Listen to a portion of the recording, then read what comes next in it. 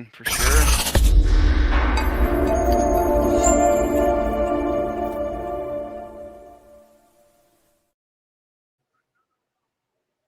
All right, what is going on, everybody? Welcome back to the channel. We got the boys together tonight for the big one, our now hopefully annual October tradition. Well, it's supposed to be October. We love you, Orion. Yeah, he may or may not have screwed that up just a little bit. Yeah, we should have been here Thursday, but you know we're here, so we're doing the 31 on 3. Does it sound as good? No. But I wanted both of the boys to be here for the intro because I did our traditional like little 30-second countdown. I made a quick little clip compilation so you guys can see the 5 movies we're going to be talking about. And for everyone saying, well, that's an immediate copyright claim. You're right. But I have a couple clips throughout the night that's going to get me copyrighted. And let's be honest, I don't make any money on this yet. So we're just here to have fun, guys. So let me play this for you guys real quick. This 38-second clip. After I read our first comment, Josie says 31 on 3 sounds way too dirty. Guys, tonight we're going to be... I was in that movie. 31 on 3. Oh, yeah, that... You guessed which number I was a part of. Yeah, I see where that's going. Yeah, so let me play this for you guys real quick. Our quick 38-second clip that's going to show you every movie franchise that we'll be discussing tonight.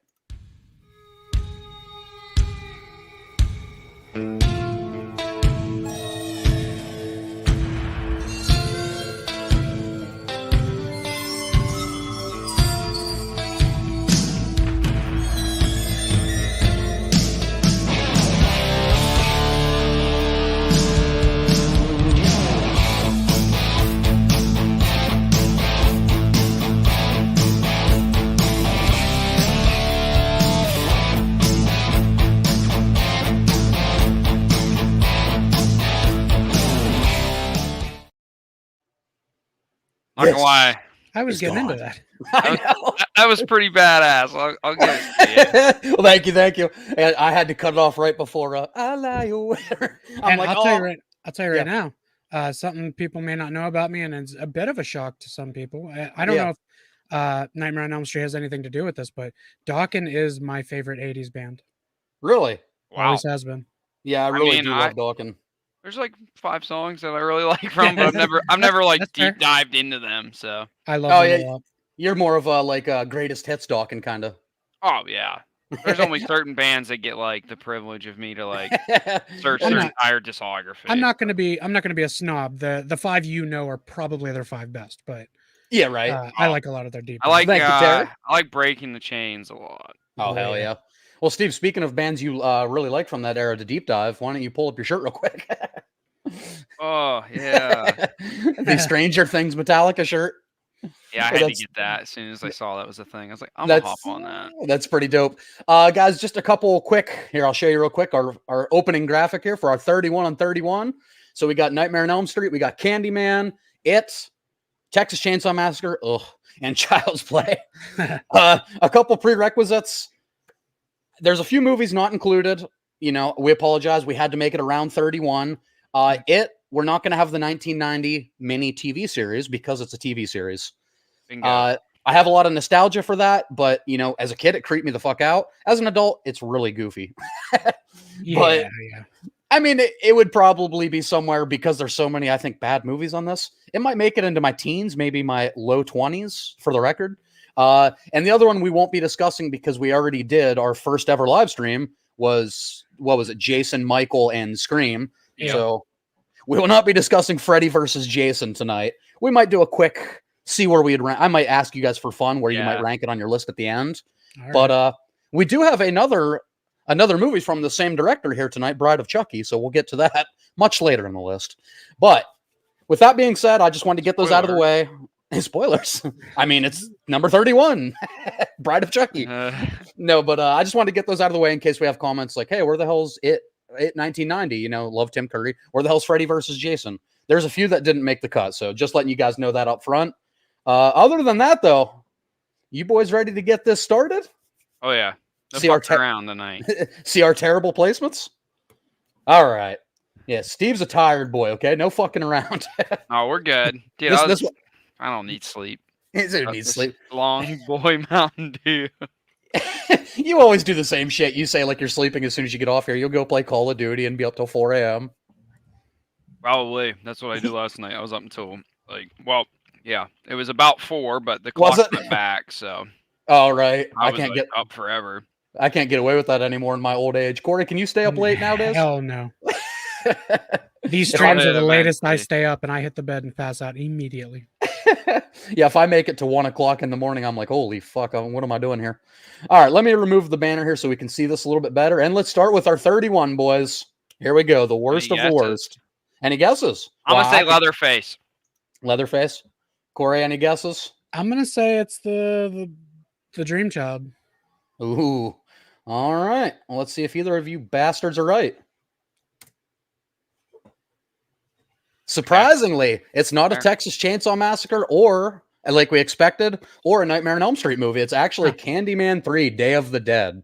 I This knew was this actually would be pretty low, but Yeah.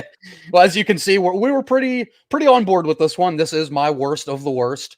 Corey and Steve not too far ahead, so none of us really like this movie. So this is one where, unfortunately, the first two Candymans, well, the second one a little more generic, but the first one that we'll talk about much later, another spoiler, it was so unique in what it was doing. Like, everybody talks about 90s horror, they say Scream and Urban Legend, I Know What You Did Last Summer. That was its own thing in the early 90s that people don't talk about. The first Candyman kicked fucking ass, although it did feel more like an 80s horror movie, so I get it. But this was after Scream released. This was kind of, unfortunately, such a unique franchise trying to do the Scream ripoff, which I hate because, like, that's the antithesis of what Candyman is. It's more of a serious, like, urban legend kind of thriller. And it went for this one is like terrible acting. yeah, Terrible. that was what I was gonna Yeah, say. It's just the acting is horrendous. Yeah, Virginia Madsen, she is not. The lead actress here is like a girl that was in Baywatch. She was like a 90s Playmate of the Year. So this movie makes up for terrible acting and terrible set design with over-the-top sex scenes, a lot of nudity. So, I mean, hey, if you're into that, it's got that. Hey, it's a Friday the 13th movie. Come on. It's a Friday the 13th movie with Tony the Todd. He's great in this one. He's great, Helen. Tony the Todd. Yeah, so it's basically a Friday the 13th movie with Tony Todd, which sounds like it should be dope on paper, but it's not. To give you an example, you get Candyman. you get such acting like as this gem. You took everything from me! My family! My mother! Yeah. That's where the acting goes from Virginia Madsen in the original all the way to this. Yeah. I see why this franchise died for a long time after this entry. It took until Candyman 1 became a cult classic for them to even consider making the newest one. Yeah, the 2021 version. Yeah, it's a damn shame because this was a franchise that was so unique and it played into trying to make money, trying to be like every other 90s slasher. It's just that's not your DNA, you know what I mean? Tony Todd also said he completely regrets making this. So, well, that's the one glowing thing. Like we said, Tony Todd is great in all of them. He's always trying his hardest. Like, he does everything he can to save this movie, but it's just a pile of shit. You have Rod in here from Nightmare on Elm Street, so that's pretty dope. And they stick with like the racism through line, but the characters here are so like fucking cookie cutter cliche. Like, the cops see the black cop and they're like, "Hey, why don't you go shoot some hoops?" It's like, oh my God. That was just a big thing in horror movies though. Back in the 90s and 2000s was just blatant racism. Oh, yeah, absolutely. It was everywhere. And the one Mexican character, they're like, "Your kind is always up to something." Exactly. They're up there with the characters, the cops on Halloween 5 with the fucking clown shoes. Yeah. They're up with those guys for worse cops, maybe. Oh, shit. But I don't want to spend a lot of time on the absolute bottom of the barrel. So we'll move on from that. I don't think anyone has an issue. Bottom of the barrel, you mean the first 10 movies on this list? Yeah. Oh, God. I was getting ready to say to you guys when we started, like, you ready to talk about 13 good movies? And then It's about that, yeah, looking at it. yeah, looking at my list, that was about my balance. Probably I like 10 thoroughly good enjoy ones. my list up until about 16. Okay. About half. Yeah, if I'm feeling in a good mood that day and not cynical like myself, I'd probably say 15 to 16. I would also say that, but like in terms of like movies I really want to rewatch, Yeah, rewatch values Pretty- not high on a lot of pretty these. small. Pretty small. All right, gentlemen, on to number 30. Now, finally, we're getting into one of our franchises that we expected. Yeah. Leatherface 2017. Oh. And this was Steve's pick for worst of the worst. I debated this one and another Texas Chainsaw movie for a long while. I think I have a feeling what the other one might be. Yeah. And I went with this one. Yeah. Ultimately, Uh-huh. because I don't think this franchise needed some prequel movie, especially a prequel movie where you're dealing with Leatherface as a child, and Yes. they try to hit the swerve on you with this movie, and it's, you know, it's a completely normal guy, and then he acts way different in the actual movies. It makes zero sense to me, so it really pisses me off, and it doesn't feel like a Texas Chainsaw movie at all. So like No. the whole time I was watching this movie, I was like, "What the fuck am I watching?" Like it's like it doesn't fit at all. No, Yeah. it's like watching who becomes Leatherface or Leather, if you want to call him that, in the on some of the other versions. Right. But it's like watching him just live his everyday life with this weird family. It's not. Yeah, It's bad. Like it's real really bad. And it's like what they did with the Clone Wars with Jake Lloyd, except it was just every actor was Jake Lloyd in the whole movie. Leatherface's ass. Thank you, Terry. He probably has somebody else's ass on him somewhere. Yeah, but yeah, Leatherface. Yeah, like you said, Steve, I think you nailed it. It's the prequel that literally nobody was asking for. It's There's just a much better prequel on this list. there is. And the worst part is like this is supposed to be in continuity with like a bona fide classic and the original, which was, you know, such a great take on the character. And this is how they set him up. Like it's not the clear choice. It's not the fucking Bud. Absolutely has the build. He has the stature. He has the like appearance. He has the silent. That makes sense. Yeah, he's slightly silent, but he has a mental disorder. Yes, he's clearly like slightly mentally retarded. So you can see him being pushed into a life of listening to his family and killing for them. Like that's perfect. That's the kid. And then no, it's this guy.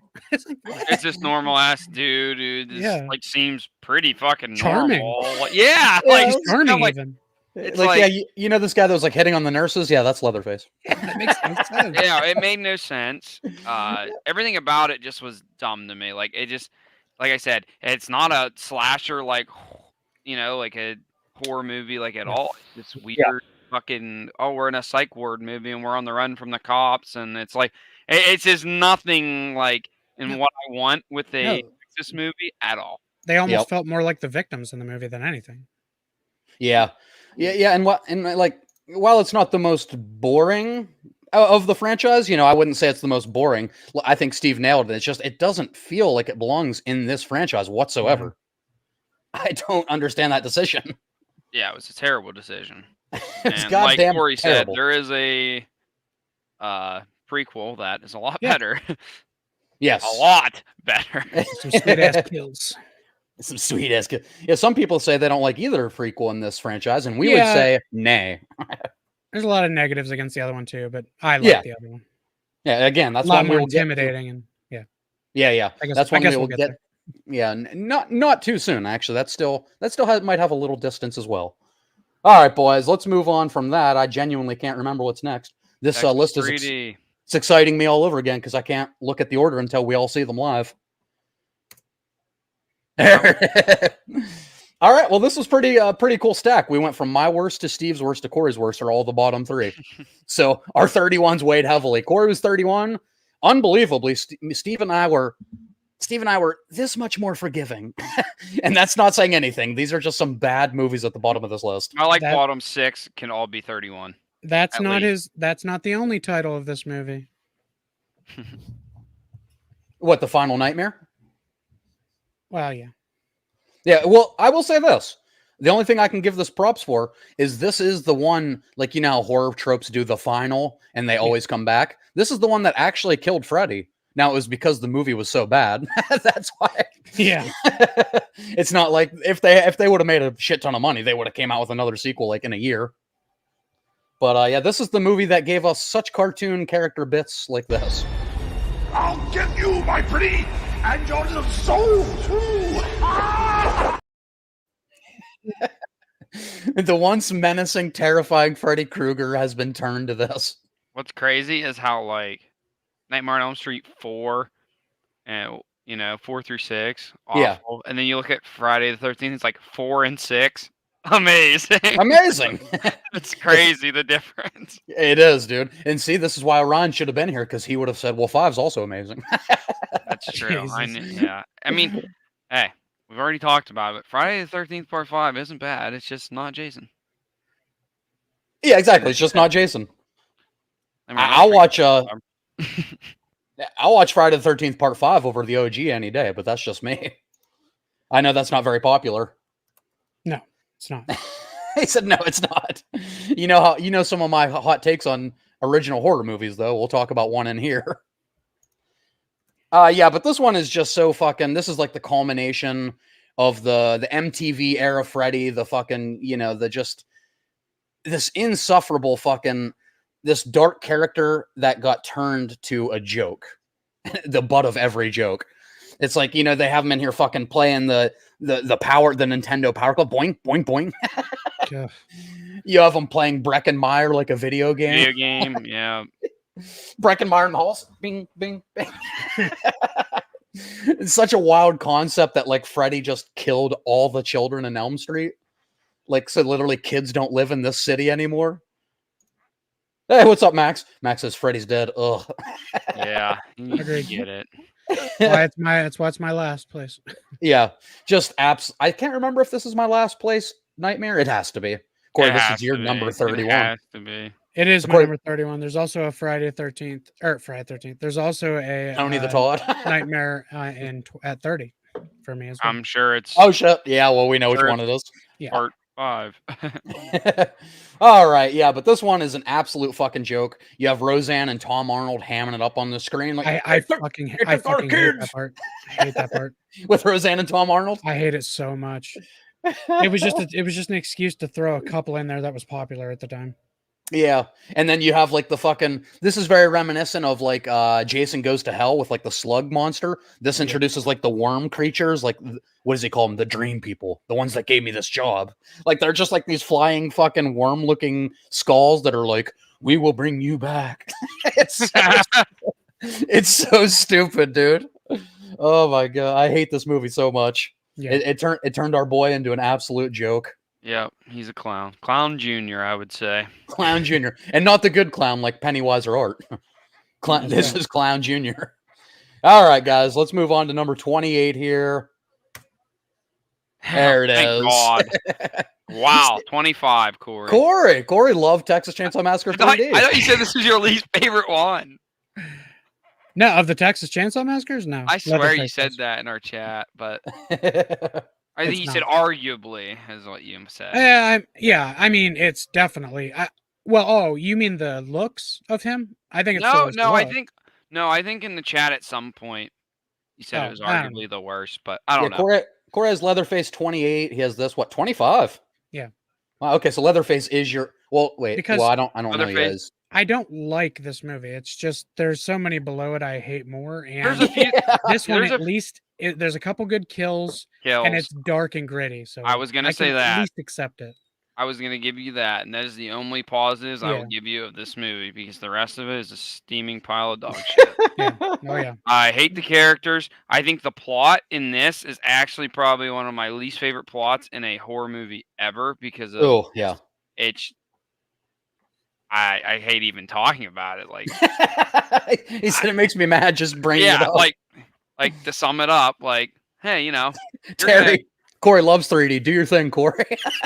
you're gonna Here's murder why my I whole love family. 3D. And I'm gonna explain it to you. I I got nothing got nothing. because I Hey. don't love it. I just murdered your whole family, but this town was a little corrupt and killed our family that also killed a bunch of people. So, Yes. so yeah, now you should probably forgive me and let me live in your basement and live here with me. And she's like, okay, the end. Absolutely. Do you think, cuz? Do you think, cuz? It's Do you so think, it's so bad. I played that one for Steve. I know he loves it. And the sad part is I remember this entire movie. I remember watching it in theaters when it came out. Oh, you saw it in theaters. Nice. Yes, as a young boy up in As a young boy. it was in When he Clarion is was- where I went and saw it. But When he was a young Steven. yeah, and I remembered the entire thing, and I rewatched it anyway, and was like, I remember this whole movie, and I'm pissed that I rewatched it because it's still god fucking awful. Like you You said, was- I'll give you the didn't get fixed kills, with and time? then he's like menacing, but once again, Texas Chainsaw for me. The best part's not Leatherface and him being this lone, slasher Right. killer guy. It's the family, and this Yes. dysfunctional family is what works best for this franchise. I Once love again, Adrian's favorite member in the family. once Wait, again, Corey, I was gonna wait to play that, but now that you know, I- what did I they say? could- You broke the seal. That's I couldn't. yeah, this Had to be done. this was gonna be my 31st because I think the plot's so bad, but Yes. Leatherface itself was just so bad that it was a toss up. But Yeah. this So this one was just god awful. Leatherface just didn't even feel like a Texas Chainsaw movie to you, and it was bad. Yep. Yeah, 3D is it's like you said, the whole fucking family thing is so stupid with her. Like, if you want to make her part of the family, fine. But you watch this man, well, not watched, but you saw your body of your best friend cut in half by Leatherface. He cut the tire of your van, which caused Trey Songz for some reason. Trey Songz in this movie Yeah. caused your other friend to be killed. Well, And that was her man's. yeah, it was her man's. And then That yeah, was she cheating she on she, her. she takes this angle of being Her oh, best yeah, friend. from the girl in the barn. Welcome Yeah. to Texas, motherfucker. Yeah, but you watch this. You saw this man kill two of your best friends, and you make fucking Leatherface an anti-hero. You just don't do that with a slash like with someone of this caliber. Like that'd be like making Jason an anti-hero, making fucking Michael Myers an anti-hero. Hey, I mean, they kind of tried to make Jason the anti-hero of Jason. yeah, they kind of did. And that movie kicks Yeah. ass. I guess that's true. Chad says top two words for Steve are both Texas Chainsaw. I and think Jason. Adrian Steve? hates it even worse. I think I might hate the franchise worse, but I hate Steve's. it quite a bit. I mean, I don't hate everything about the franchise. No, I know I don't either. I have a couple pretty high on my list. actually. some people are already like, "Where the fuck is the next generation?" It's gonna be a while. But yeah, just making fucking Leatherface the anti-hero. In my eyes, this is the equivalent of Laurie Strode watching Michael Myers slaughter her friends and throwing him a knife and being like, "Do your thing, brother." It's terrible. It's terrible writing. The plot is just so bad. It's Yeah. like you said, Corey. I do agree, and it is pretty dark. And I think Leatherface looks pretty badass, and Yes.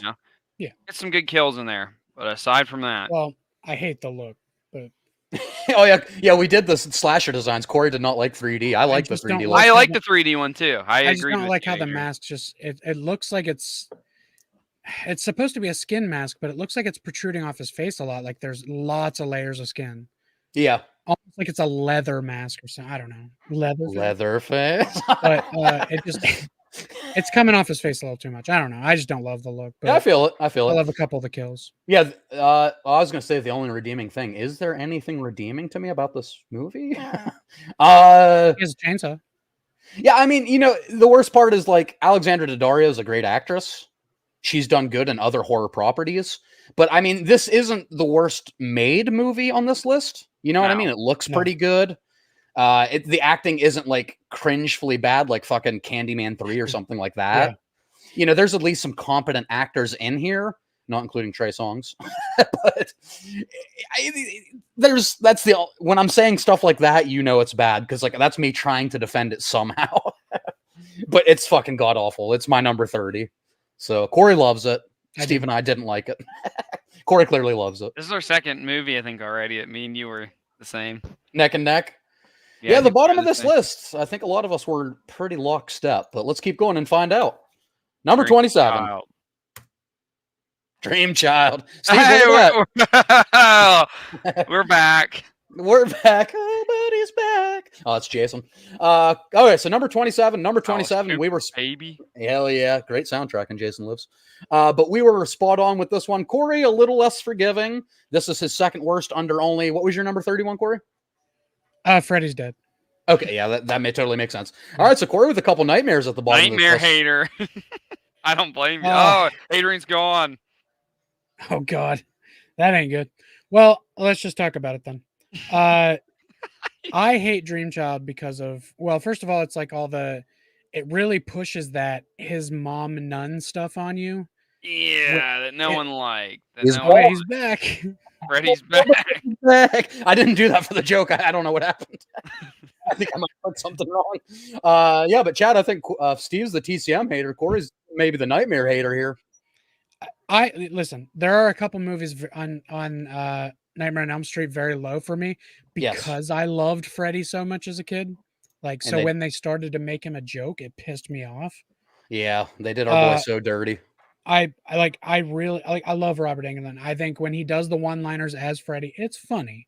Yeah. But it's coming from a franchise that I love because he's a brutal nightmare killer, child murderer. Yeah. Don't love that he became a Yeah. caricature of his own self.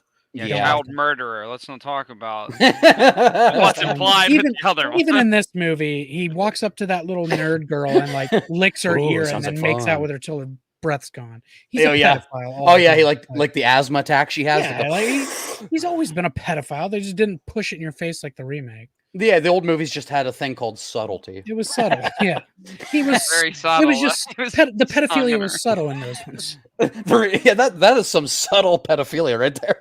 The remakes like he loves fucking children. Nah, nah, nah, nah. And it's good for you guys that I don't have my new Nightmare on Elm on Elm Street. Ooh, sounds like fun. Oh yeah, on the soundboard for our podcast. Chad says, "I understand that, Corey. When you love something so much, it hurts so much more to see it become garbage." Exactly. And these other ones on the list, up, Chapman? Leatherface was always kind of bad, so it didn't piss me off when it got bad. Right. What's up, Chapman? No, Sharknado didn't make this one. I'm sure in a couple years we will get to the point where we're running out of shit to talk about. I'll talk And about we'll- those anytime. We'll I probably have love it. Sharknado. I and- love the Sharknado movie. Yeah, we're already running out of shit. We have to talk about TCM. But we'll probably have like a Sharknado and a fucking Zombievers, maybe. I mean, that would be pretty dope. Hell yeah, Zombievers. We can put in. There's one called the Sharktopus versus the something. I can't remember. They'll put that in there too. Hell The yeah. Velociraptor. I was gonna say that. Oh yeah. Velocipaster. Can we all That's one of the worst movies I've ever seen in my life. can we add rubber? Rubber. Well, absolutely, we can. Corey, Mike, and I saw Rubber together. Actually, Yeah, it was What- a weird fucking movie, man. what a treat that was. A tire that has psychic powers and kills people. It's fucking weird. And don't worry, guys. I know you're thinking like, how the fuck are we going to get through Dream Child? And Adrian hasn't played one cringy clip. Don't you worry, guys. I got you covered. I think I have you covered. Me and Steve just went blank face because we're waiting for our clip. Yeah. Yeah. Oh no! play Here we are. that. Oh, let me play that. Here you are, guys. This is for you. I want to learn stuff from you. She's no fun anymore. Teach me. It literally hurts me to watch. that. Oh, dude. Yeah, that makes my skin Adrian, fucking Go ahead crawl. and move that to 31. He just keeps moving back and forth. Teach me. me. It's worse than Seed of Chucky, and that's saying something for me. Yeah, because you guys know how I feel about like how much a bad child actor ruins a movie for me. And no Yes. disrespect to Jacob, his name was, but God, that moment, real bad. He didn't stand a chance. No, the kid They- didn't stand a chance. They took a kid who was going to be entering at that point, B movie. Yeah. And so they just hired whatever kid wanted it. No good child actor at that time was going to take that part. So, Yeah. unfortunately Set up for him, failure. they took him before he was ready to be an actor, and then Yeah. it just fucked him up. I don't know Yeah. if it ruined his career. He's like- probably dead or a drug addict now. So, Most likely. Most failed child actors, that's what happens to them. Him and Jake Lloyd started a group together. Or Jake, Yeah, Jake Lloyd. Yeah. Terry says, "Teach me." yeah, that didn't Fine. even sound like that wasn't even a question. It was just ha, like he laughed. Fine, Terry, if you really want me to. I want to learn stuff from you. She's no fun anymore. Teach me. Just a quick correction, Terry. It's more of a not a ha. That's very important. When you're working on dialogue of this level of Dream Child, it's very important to get the dialogue right. It's very important. You know, I'm like, Why do you guys love this movie? I don't get it. Second. Oh yeah, yeah. Why Fair. do we love this movie? I don't get it. Man, there's so much I like about Dream Child. No, I do think every And what- entry. Is there I only like told you 3 my kills in bottom this whole 6 movie? could be 31st. Yeah, that's fair. What'd you say, Corey? And there's only like 3 kills in that whole movie. Yeah, there's not a There's lot of nothing kills. even worth watching. I think Dream Master They're all and Dream cool Child. kills. Yeah, They're all they're cool both way more but- palatable to me than Freddy's Dead. First of all, Yeah, oh yeah. and like you guys said, there's just movies I hate even more under this. I do think what 4 and 5 got right is the creativity of the kills are always good. The visuals are always Oh, yeah. creative. I always like that aspect. Even the bad, I can watch the bad Nightmare movies just for that reason. Like, Freddy's I- always gotten really cool visuals and like things happening around them in their dreams. That was always cool. I don't Yeah. know if I could watch them just for that at all. Well, no, It's- it's not enough to save it. I'm but- not gonna watch it. I'm not gonna watch it yourself. alone. Hey, yeah, speak for yourself, motherfucker. It's god awful, but At this, at this point in the list, I'm just trying to find anything. Yeah, just trying to hold on to something. Yeah, I mean, I wouldn't rewatch these movies on my own volition. If I had somebody to like show them to show how bad they are, I could at least enjoy the fucking creativity and the, you know, just the images. That's the franchise always had that over like Nightmare on Elm or over like Friday the 13th and Halloween. That was a little more straight laced. Freddy always gets fucking weird with it, which I appreciate. But that being said, that movie is ass. He gets the girl pregnant. They show more of the nun Ugh. backstory, Amanda Kruger, that I don't fucking care Ugh. about. That fucking sucked. Ass think that- Junior. Ass Junior. I think they sprinkled her in enough in Dream Warriors that it didn't bother me, but we'll get to that. I know not everybody maybe is as high as I am on Dream Warriors. They only showed her like twice in that whole movie. So. Yeah, they did. Just to explain a little. We'll get there though. All right, 26, boys. The Dream Master. Steve again. Oh, we were almost gold though. Yeah, Steve and Corey. Wait, Corey, you had Dream Child at 30. So this was a jump up for you, Dream Master. 26, 26, and I was at 25. This is, I would say, this is clearly the best of the 4 through 6 Pain Yes. saga. Yeah, I agree. And God, is it And- still hard to And it's watch. still bad, which is saying a lot. You have Rennie Harlan here, up and coming Rennie Harlan. Unfortunately, he wasn't even enough to save this movie. But this is the most visually interesting one out of 4 through 6. You know, you had the I do hate this movie. This movie pulled one of the It things. shits on Dream Master. It It shits on does. the Dream Oh, it Warriors. pisses me Dream the Warriors fuck to me. off. This is the Alien 3 of the Nightmare on Elm Street Those franchise. are the first 3 to die. They are. That I d- pisses me off so much. Yeah, because it fucking it takes away the victory from Dream Warriors by instantly killing them. Completely. And Alice isn't even Yeah. the same actress. It's not. No, you mean Tuesday night. Isn't that her name? What's her name? The Tuesday new one. night. Yeah. Not Alice though. It's fucking Patricia Arquette from the last movie, Kristen. Yeah. Kristen. Oh, Kristen. Yeah, not Alice. yeah, they My replaced bad. Kristen for the first half hour of this movie before Yeah. they kill her off, and that just threw me the fuck off. But you know, Dream Master, I still think had a couple good things going for it. It's just it hasn't. This didn't completely take away the kind of menacing Freddy. It's where he did start getting way too jokey.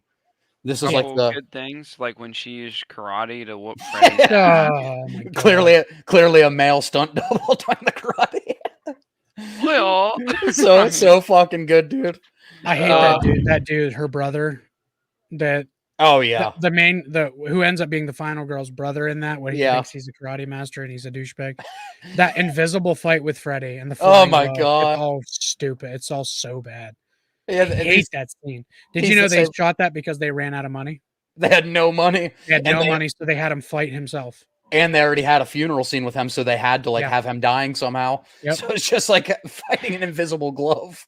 the only good thing I'll give you out of this movie was the I don't remember the character's name because why would I? But Yeah, 'cause when they're so she's- forgettable. when she's working out, I liked Oh yeah, I liked that part. That Oh, was that's the elbows best kill in the disgusting, movie. and that was the best part. It's the Yeah, best kill in the absolutely.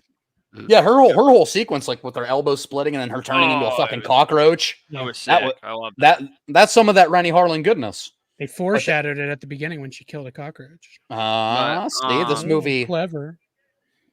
full I circle. think the movie could have been decent if they would have kept the Dream Warriors characters alive and then maybe Kincaid? had least Kincaid. maybe had him like do like a sacrifice play like late in the movie type Right. deal, He, not just insta kill. he fucking Yeah.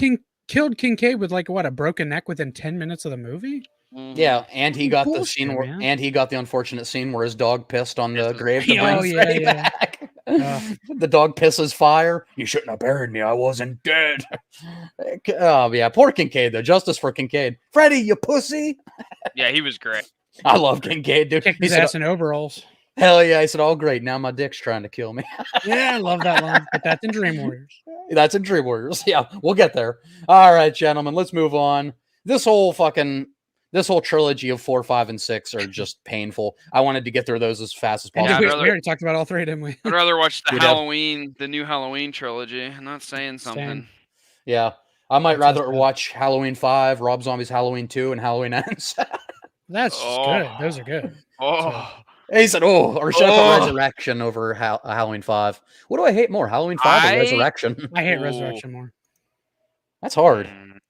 I think it's Steve, really bad. I think I actually had Halloween 5 at the bottom of my list, but they're like neck and neck for me. oh, I get it. Those They're movies. Cheesy, generic. Where Halloween 5's just like, dude. No, see, here's the Nick thing: Cage. the plot alone is so bad. Yes, Yeah. But then again, I don't mind 6. I still think 6 is bad, but I think kind of like for 6. some I kind reason. of like 6 too. Six long is sick. Sick. 6 has a really good atmosphere and the kills are cool and he's very intimidating, so it at That's least works. why I like it. Yeah. Yeah. 6 is good as long as you avoid the producer's cut. Where Somehow we got onto Halloween. oh, of course. We're doing it, guys. Yeah, but I watch those Halloween movies along with these nightmare movies, and I'm just thinking, fucking,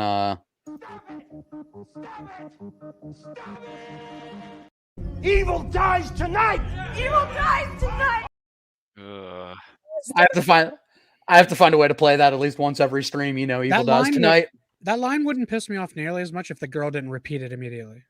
I know. Like I think that's the cringiest part. Like him saying "evil dies tonight" at Yeah. least makes sense. Yeah, right. He's giving a rousing speech and he's saying Yeah. "evil's dying tonight." Fuck this. But then Right. she's like "evil dies tonight." Evil Dies Tonight. Oh my, thanks, bitch. You ruined my point. I think she's the same bitch with the iron later.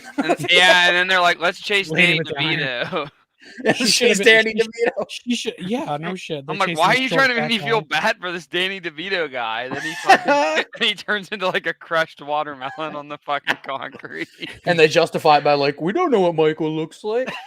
Guys, go watch the David Gordon Green trilogy. It's great. It's awesome. All right, guys, let's move on to number 25 here. Fuck these Freddy movies. Seed of Chucky. Yes, I wasn't, Okay. dude. I'm on point on this list though. You are. You're doing pretty good so far. We may have an award at the end of this for most on point. Seed of Chucky, number 25. Steve's right on the money. You might be surprised.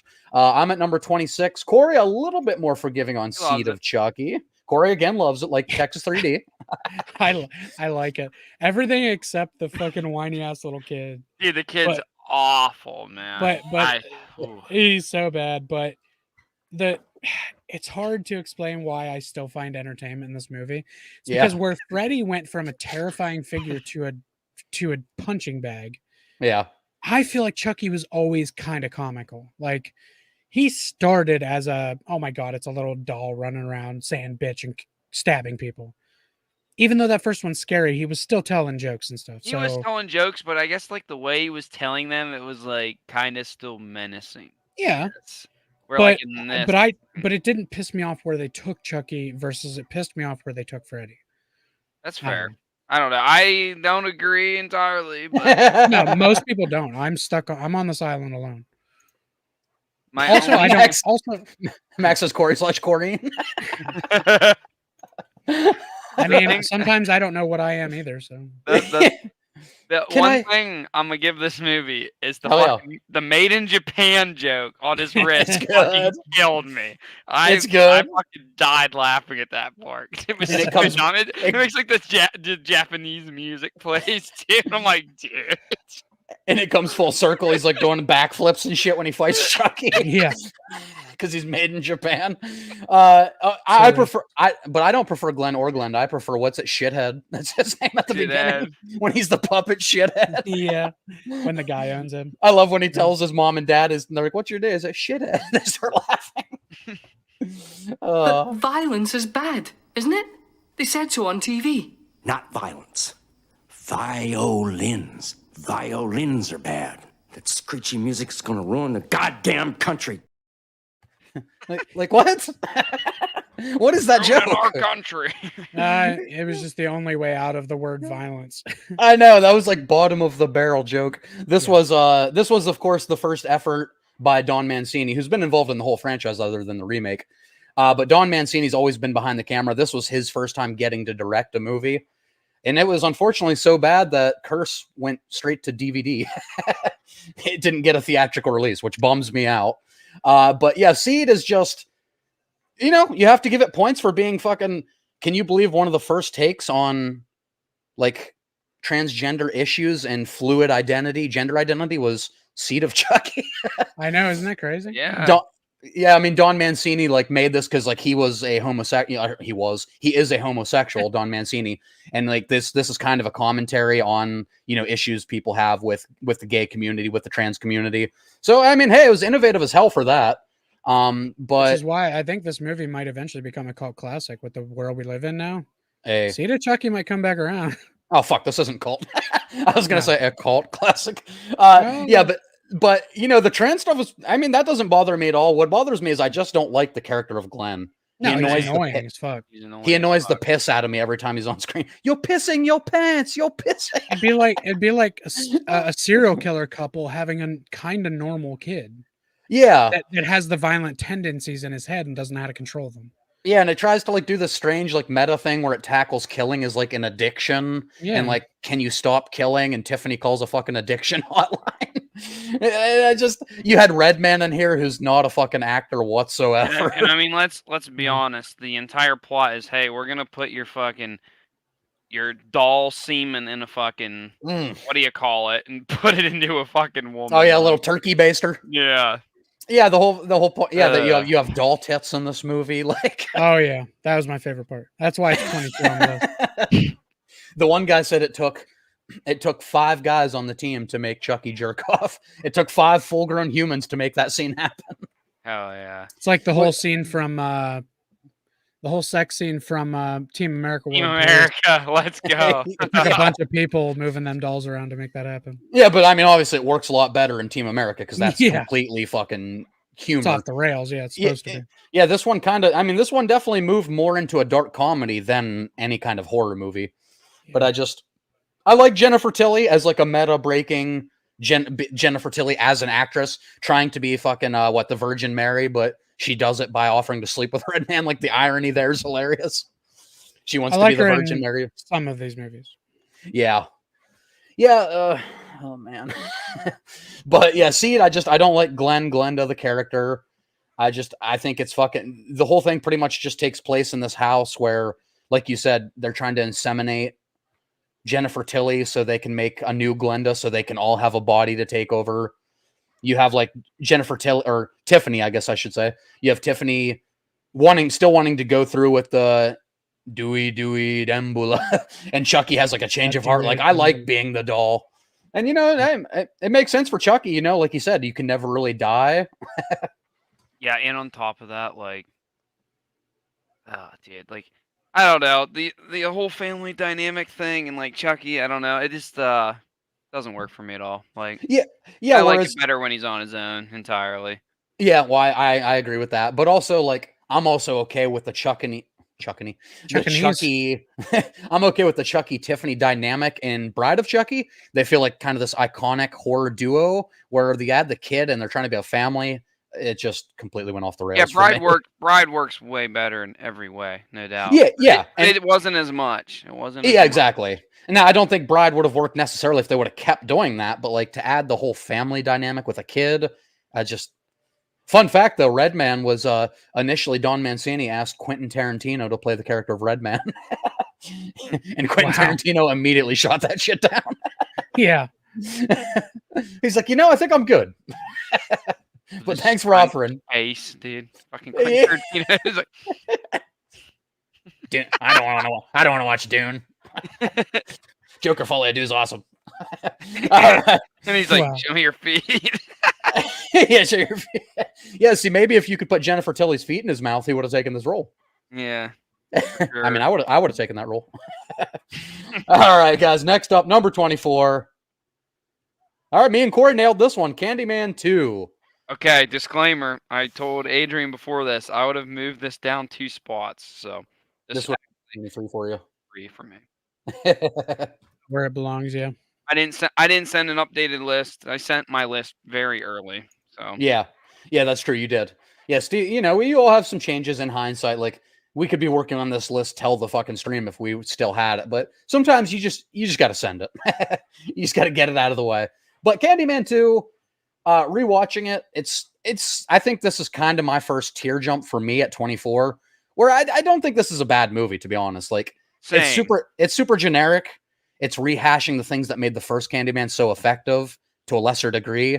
You don't have Virginia Madsen. You have like a B-list actress. It doesn't really tackle the themes of racism as well. This is more of just like a straight slasher. And I mean, it's not bad.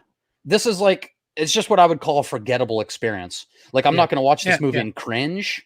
Tony Todd's still great. There's a good story there with like this Ethan guy, everyone thinking he killed his dad, so he's in prison for it, but actually it was Candyman. So you have his sister that's trying to find out. This is more of the Robotaw backstory. This is more lore for Candyman. You get to see a flashback sequence, which is actually pretty dope, that shows him getting his hand cut off and being covered in bees. Not the bees. Not the bees. You bitches.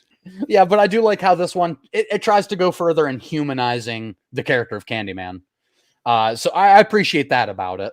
It's just a more generic version of the first one with less good acting.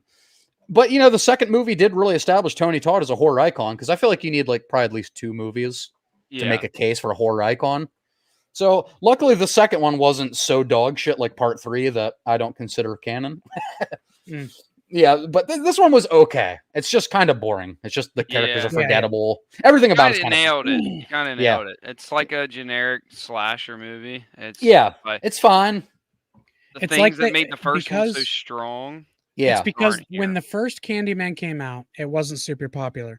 So they probably took the notes that people gave them and production companies gave them and did those notes. Right. So it became more produced, like generic. Yeah, for sure. Yeah, for sure. That's what I think happened. Yeah, and it doesn't have any of this level. You took everything from me, my family, my mother. Just doesn't. It just irritates me. The lead actress in part 2 is way better than whatever the fuck. Yeah. Well, that, and I mean, at least you get some kills. I mean, you do. About it. Yeah, the kills are always good. I mean, even if half of his, he knows what he likes. Candyman loves coming up behind people, putting a hook through them. He does. That's his kill. He does. The only thing that's weird about 2 and 3 is whereas he thinks Helen is just a reincarnation of his love. With 2 and 3, he gets very incestual. Like, Helen's not related to him. These girls in these 2 movies are direct bloodlines of his. That's like his great-granddaughter and his great-great-granddaughter. And he's like he gets the one pregnant. Like, it's very incestual.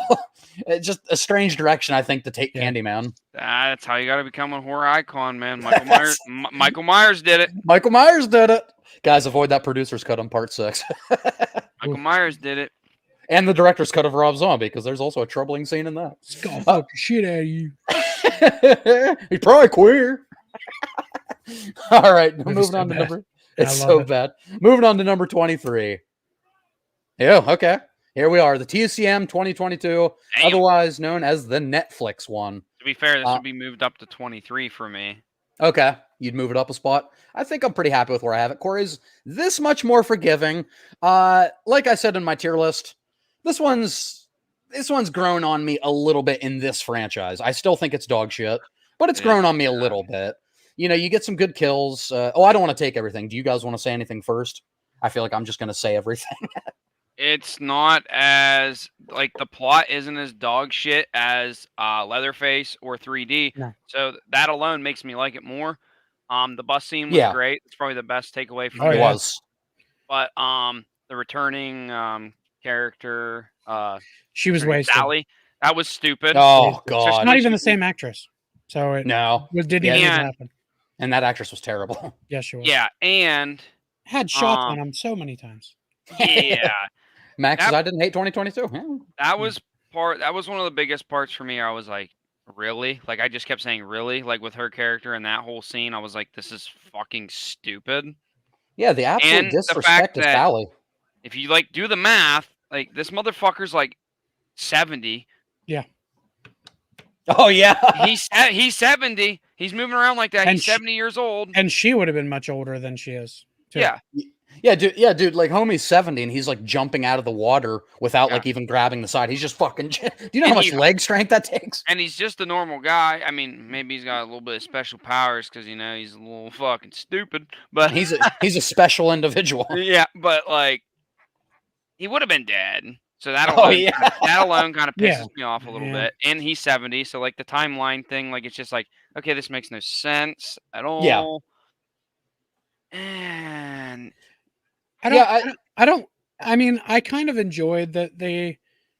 It's half and half for me because part of me enjoys that they took him out of that country setting with the house in the middle of nowhere and put him like in a community. Yeah, right. But part of me also thinks that the setting of the farmhouse is a little scarier. Oh yeah, it's Yeah. iconic. But I like everything in the house when they get in the house and they see him trudging around and Yeah, the one dude's dying in the room or whatever. And I can't remember exactly what happens, but the way he dies is really fucking cool. the one guy with that's like the stuck in that door. room. Yeah. Yeah, it's a cool shot. It's like it's Yeah. one of those old doors where you can push it open and it's gonna swing a few times before it Yeah, closes. and So it's yeah. like it starts with a wide gap and you see a hammer, gets a little bit less, hammer a little bit. It was really creative. Yeah. I did like that shot a lot. So also, there's he looks terrible. Oh, he looks fucking awful. looks terrible. I hate how he gets his first skin in that movie. Yeah, like out in the And- field with the yeah, van. in the van, the Yeah. person he drags out. Mhm. I do like the shot of him holding it up to the light, Oh yeah, the and light the going through the sun eyes. background and the sun coming Mhm. through it. That's kind of cool. But Yeah, yeah, for the most part, I didn't love this movie. I hate how it ends. I hate Oh, how the it ends. ending's terrible. One of the yeah. worst things I've ever seen. Why the fuck are these bitches on cruise control when they just like they think they killed an unkillable man? Get in that car and go 70. Like, what are you doing? 70 with the windows closed and don't look back. They're just like laughing, like like all their friends didn't just die. Yeah, that too. Yeah, but I'll just rehash a few things I said on my tier list. The school shooting thing felt disgusting to me because you have to know when to implement such serious social commentary. School shootings or mass shootings are a very big thing in our country, unfortunately.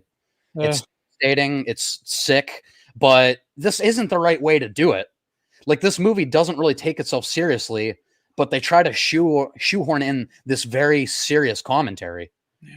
And when they do stuff like that in any kind of movie, it makes it feel scummy to me. American Like- Horror Story did it way better with Evan Peters. Oh, did they? Oh yeah. Yeah, if you're gonna do something that serious, fucking take it serious.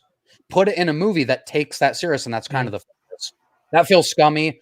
I hate the disrespect to Sally Hardesty, even though I'm not the biggest TCM fan original. We'll get to it. But But any final girl being disrespected like that is just a slap in the face. yeah, like that actress passed away 8 years before this movie came out. Maybe just don't have a Sally put Legacy her in it. character. Yeah, Don't put her in it. I don't think she should have been in it. No, she's the worst could've part of just- the movie. Could You they could not have get literally Jessica Biel replaced back? that. Not even Hell that. yeah. You can just replace it with some other fucking sheriff or someone that was like, Yeah. I want to fucking get this motherfucker. Like, I Yeah, it think feels- Jessica Biel could have helped this movie, honestly. Hell yeah, Aaron. Well, Jessica Biel can help any movie. Well, that's But true. I really like for working Chuck and Larry. But, a couple very specific scenes. yeah.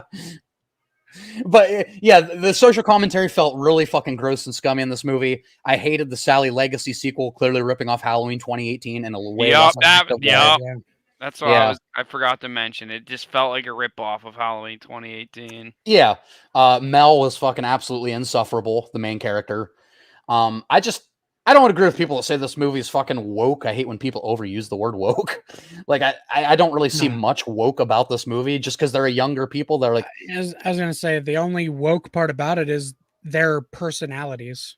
yeah, Like they're the they one just kid that always has to be streaming, and the one girl Of is like a course. valley girl. Yeah, there's woke things about the movie, but Right. only those characters' personalities. The rest of it, no, it's just a horror movie. yeah, it's just trying to like feel like modern people. That's what fucking Yeah. people do. How many Yeah, people is do you it- see out every day with their phone? Like, hey, what's up, guys? Can you not do anything? I've recorded TikToks in the grocery store with people watching. Yeah, me. yeah, for sure. I'm sure they probably said I was woke. I don't give a shit. I do think the biggest surprise for the movie though was the guy at the gas station that ended up being maybe the best character in the movie. Yeah, Yeah. I wish he would have stayed around longer. He was fucking dope. He was talking the main girl through her trauma of surviving a school shooting. I did like the one scene where Mel like shifted the mirror when he was going in the room so he could see Leatherface was in there. Yeah. That was cool. I mean, it didn't help because he still got his fucking ass rocked. Yeah. But it was really cool. His last dying gestures, he put the keys out for her, and then you see his head get smashed in. Like, there's some good kills in the movie. Though. It kind of did suck, though, that he didn't survive a little longer after that cool trick. Because I was know. like, that's really clever. Maybe he will get away. Right. Yeah, that should have like had maybe they find a way to get him because of that Yeah. and get away for a little longer. Yeah, if you're going to put something that cool in the movie, it should have a payoff. Like, you can kill him like 10 minutes later, but let him survive that encounter because he's prepared. Yeah. But I still have a ton of issues with it. I do find it infinitely more watchable now, though, than 3D and Leatherface. Yeah. Not that I'm going to be Same way. rewatching this anytime soon. Nope. But, nope. All right, guys, let's move on to number 22. Are we starting to get into good movies? Not at all. Cult of Chucky. Phew. All right. We were close. We were all close, but none of us nailed this one. Stephen Corey right below the average at 23. Me, I guess, a little tiny bit more forgiving on Cult, 22. I like that they incorporated. I hate how they used Andy. That was such a fucking waste. Yep. But I like how they incorporated and like the old with the new. You get some Jennifer Tilly stuff in here. You get some Andy stuff in here. Alex Vincent. I really like Nika. You know, Fiona Dourif, I think, does great in both of her movies. I like her a lot less in this one. Yeah, I didn't really like her in this at all. So Yeah. Where was this for me? You had the 23. Okay, because full disclosure, I You mixed son up of a two of the bitch. movies when I Oh, said I knew it. I knew it. Wait, we're gonna get I to the other mixed one at up- number I 20, mixed and I'm up like, Cult what the fuck? Curse. Yeah, Corey has Curse real low, and I'm like, Yeah, what the yep. fuck? I mixed those two up. Curse Really? is supposed to be at 23. Okay, so you had Curse and Cult flipped. Yes, I I mixed knew them up some- when I sent it to you. I should have said something because I know you like Curse more than these two movies. Yeah, that was a mistake on my part. Okay, well, that would change our ranking dynamically, but guys, we're gonna just have to go on the It fly. doesn't matter. We'll go with this. It's fine. Yeah, for the record, Just so people know. for the record, Corey has this at 27. You would have had Curse at 23. Yes. okay. Okay. I thought you had like this way higher, and I was No, like, no, no, "Whoa." No, Okay. I had Well, this near the bottom. we'll run into Good. Curse very soon, and that's because Corey mixed them up. So Curse maybe keep in mind for the stream, Curse may have jumped a spot or two based on Corey's rankings. Yeah. So just keep that in mind because it's going to be way lower than I think it should be. That relieves me a little bit to hear you say that because I was like, what the fuck? Corey's a dumbass. You sent me a message just warning me, hey, you have that a lot lower than us. Just be ready with an argument. And I was like, I do? Yeah. And I looked it up like today and I was like, oh, that's why he said that. I had the wrong one. I should have caught that mix up because I know you too well. I'm like, wait a second. I feel like this movie, well, Curse is awesome. Cult is terrible. Thanks I for love making reviews. Curse was great. Curse was Um, awesome because it like took it almost back to Back. basics. Yeah, exactly. I was Yeah. surprised when I absolutely. watched it. Yeah, me too. But this, I hated the whole duplicate Chucky thing. Right. That was They just I like li- keep I kinda changing. liked that They scene. they change the powers and like Yeah, they change the do rules all shit, the and I'm like, time. oh my Oh, god! yeah, well, like, they still all did horror that. movies do, but it just annoyed the hell out of me. Yep, I hated the multiple Chucky thing. The only thing I liked about it, we talked about off stream, but the one joke was really good when the Chucky with the buzz cut when he kills the guy. He's like, I've Yeah, never yeah. felt so alive. They're like, well, you've been alive for 2 minutes. Yeah, yeah. They all do I the like a Brad Dourif couple of the laugh. lines they say to each other, but other than Yep. that, yeah, that's kind But- of stupid. I don't like the darker stuff it does with like the doctor and like the molestation angle with Nika. That felt like unnecessarily way too dark even for this franchise. It was like, hey, uh, we want a reason for you to root for Chucky to kill this guy. Like, that's Yeah, what that right. was. And yeah, I mean that worked because the guy got his comeuppance, and I was happy to see that. Yep, But Alex Vincent is just absolutely wasted in this movie. that was nothing. Yeah.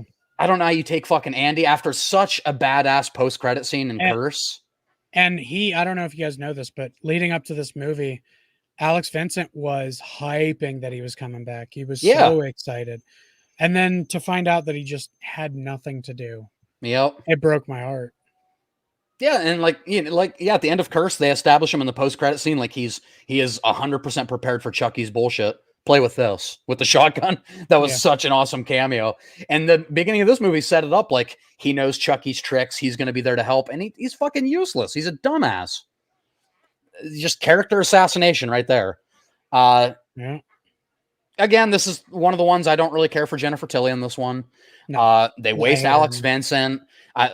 Like you said, Steve, I hate the fucking multiple Chucky thing. Just this one, they completely threw any semblance of rules they had out the window, and they're like, fuck it. He can possess anyone in 3 seconds. He doesn't need to recite a spell. He doesn't need an amulet like he did. He can just touch someone like he possesses them. That part was annoying.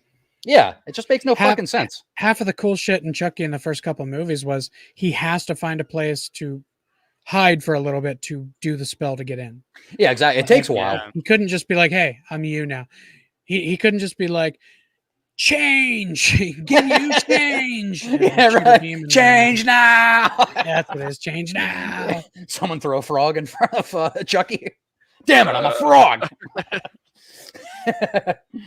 Oh, and then the only other thing I wanted to say that was weird about since we're on Chucky still,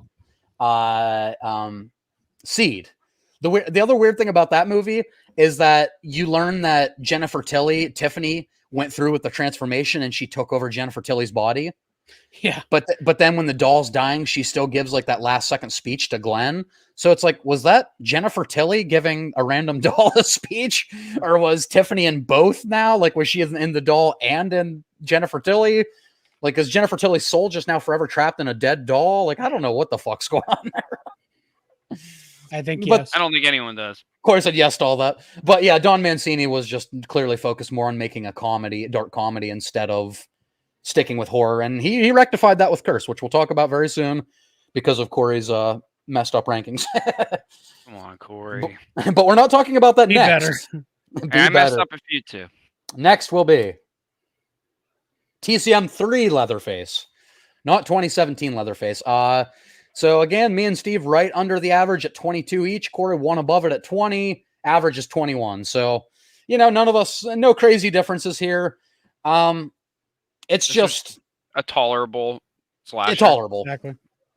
Yeah, in this franchise, In I this don't think franchise, yeah. in this franchise, I don't think it's terrible, honestly. I don't either. I was least you- surprised. Yeah, at least But you got some I Viggo was like, Mortensen okay. charm as Tex. You got fucking Joe Grizzly, bitch. You got Joe Yeah. Grizzly. He's awesome in the movie. Leatherface is Leatherface I is didn't love okay-ish. Leatherface.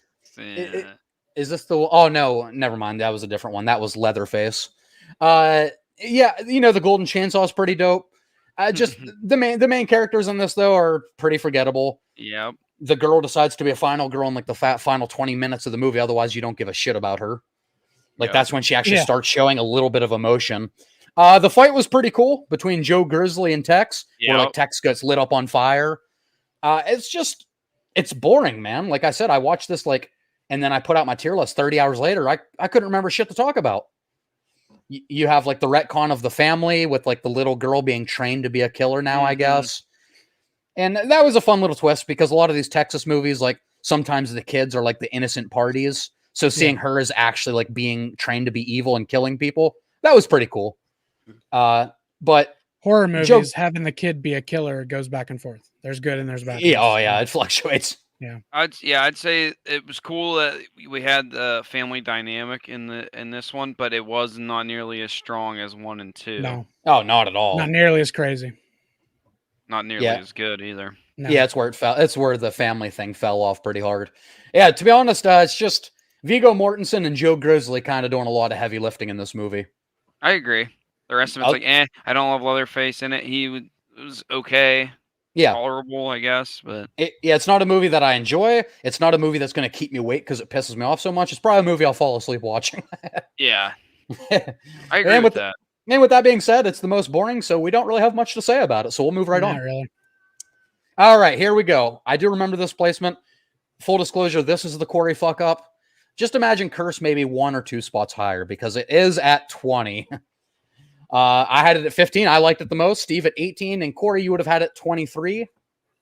23, yes. Okay, so still you like it a little bit less than us, but everything you said, this is a return to form for the series. Yeah. This is Don Mancini actually making a good movie. This probably should have been his first effort because this would have got another theatrical release. This was the first straight to DVD, which sucks because I do love this movie. But Yeah. small budget. Love is a strong word. Okay, well, compared to the Chucky sequels after Bride, I love this movie. He said, "There you go. This was significantly lower budget, like because of his last one was such a failure. You Like can even tell, the you can tell. yeah, even the original Child's You Play had a can 9 million. This is 5 million.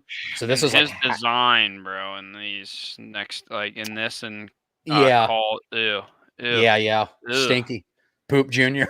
Poop Junior on the design for sure. At least this one, they eventually take off the cover up and Mhm. shit, so you see the stitching and stuff, and it's back to Chucky. So that's pretty I cool. did really like that part. Yeah. But I think, as a point we make often, I think a lower budget really helps a lot of times, helps directors rein shit in because they don't have as much money to play with. They have to get a little more creative. I really like the gothic setting of the house.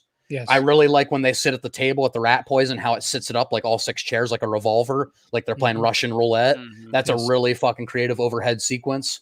Even if the who's eating the bad chili, that scene goes on a little bit too long. There's a lot of like close-ups to the mouth where people are just Yeah. like Yeah. I like how a lot of the lighting is light coming in through the windows of the house because there's such big Yeah. windows. Yeah, absolutely. It's a beautiful gothic aesthetic. I almost said extension. This is an extension of the Gothic DLC.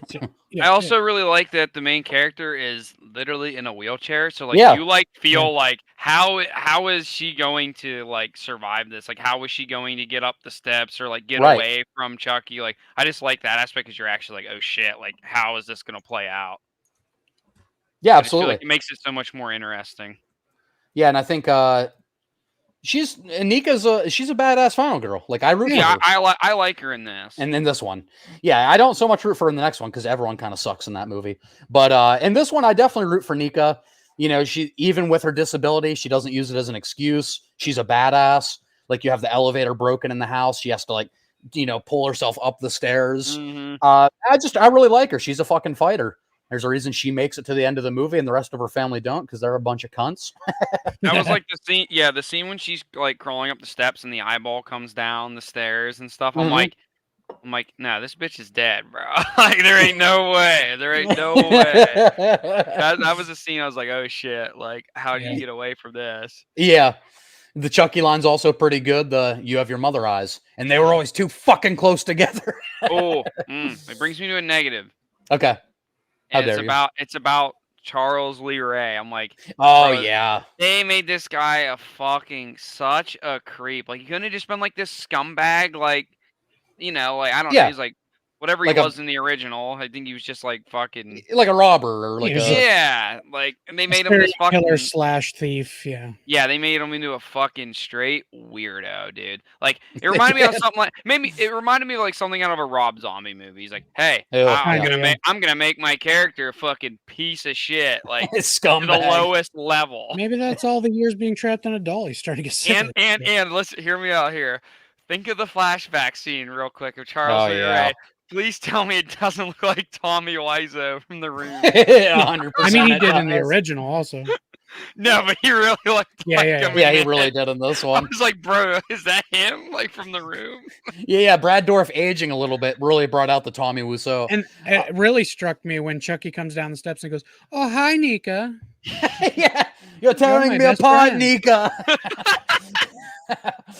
Nika, please. Yeah, but the backstory, the Charles Lee Ray backstory, you're right, is so fucking weird. Like, yeah, with Terrible. him kidnapping her mom Sarah I think and that like bumped it killing down the a few for father. me. Do you think it would have been better or worse if Charles Lee Ray would have ended up being the father of Nika?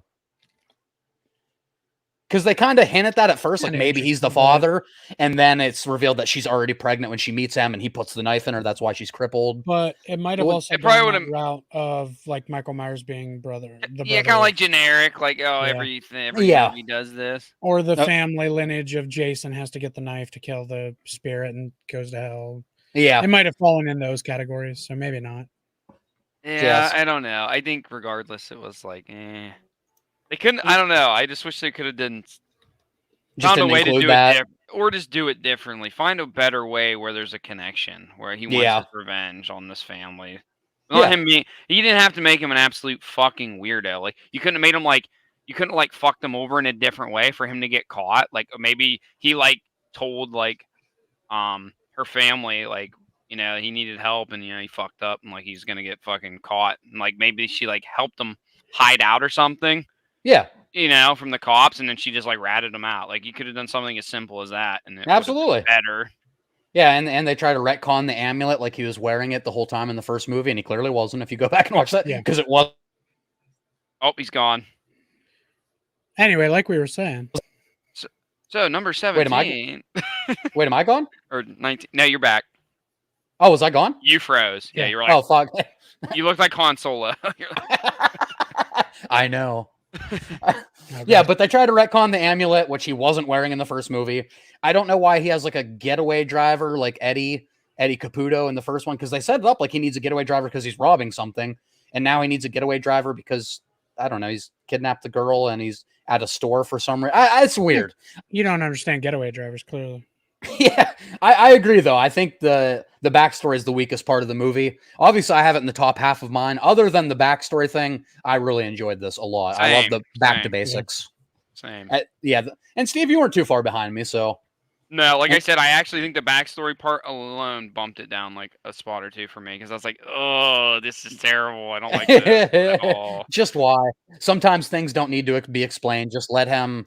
Just keep it. I would have just felt better if nothing was explained. Like I don't even know why he got sent here, and I don't care because it's cool. Because it's cool. He's fucking his family up, and it's a decent little fucking slasher movie. Yeah, a simple little low budget gothic horror movie. Yeah, and Nika kicks ass in this one. Yeah, it was cool to see that Fiona Dorff was actually a good actress because there's probably a bunch of people like, oh, she got the job because she's Brad Dourif's daughter, and that might be true, but she actually like pulls through. She's great. Yeah. All right, guys, let's move on to number 19. This might be one of my. Is this? Well, we'll find out. Oh, so I put this in here because Corey, I thought you actually had Curse at 27. So we'll accept I still accept it. Yeah, 23 I don't love still, but hey, that's why we have difference of it. That's why we're doing this fucking stream. Yeah, I think the top bit's gonna be all over. But Corey, it's still the highest compliment to be called a dumbass by Red Foreman. Absolutely, I'll take it. Dumbass Jedi. I would love that's Clarence Boddicker, man. Hell yeah, it is. Oh man, fucking Kurtwood Smith is so good in everything he does. Yes. All right, next up. And more. Okay, nope, this is not one of my takes. Freddy's Revenge, otherwise known as Nightmare on Elm Street 2, otherwise known as the gay one. Yeah. Oh, and boy, is it gay. Boy, hey guys, I just got one question for you guys. Are you ready to fucking rock?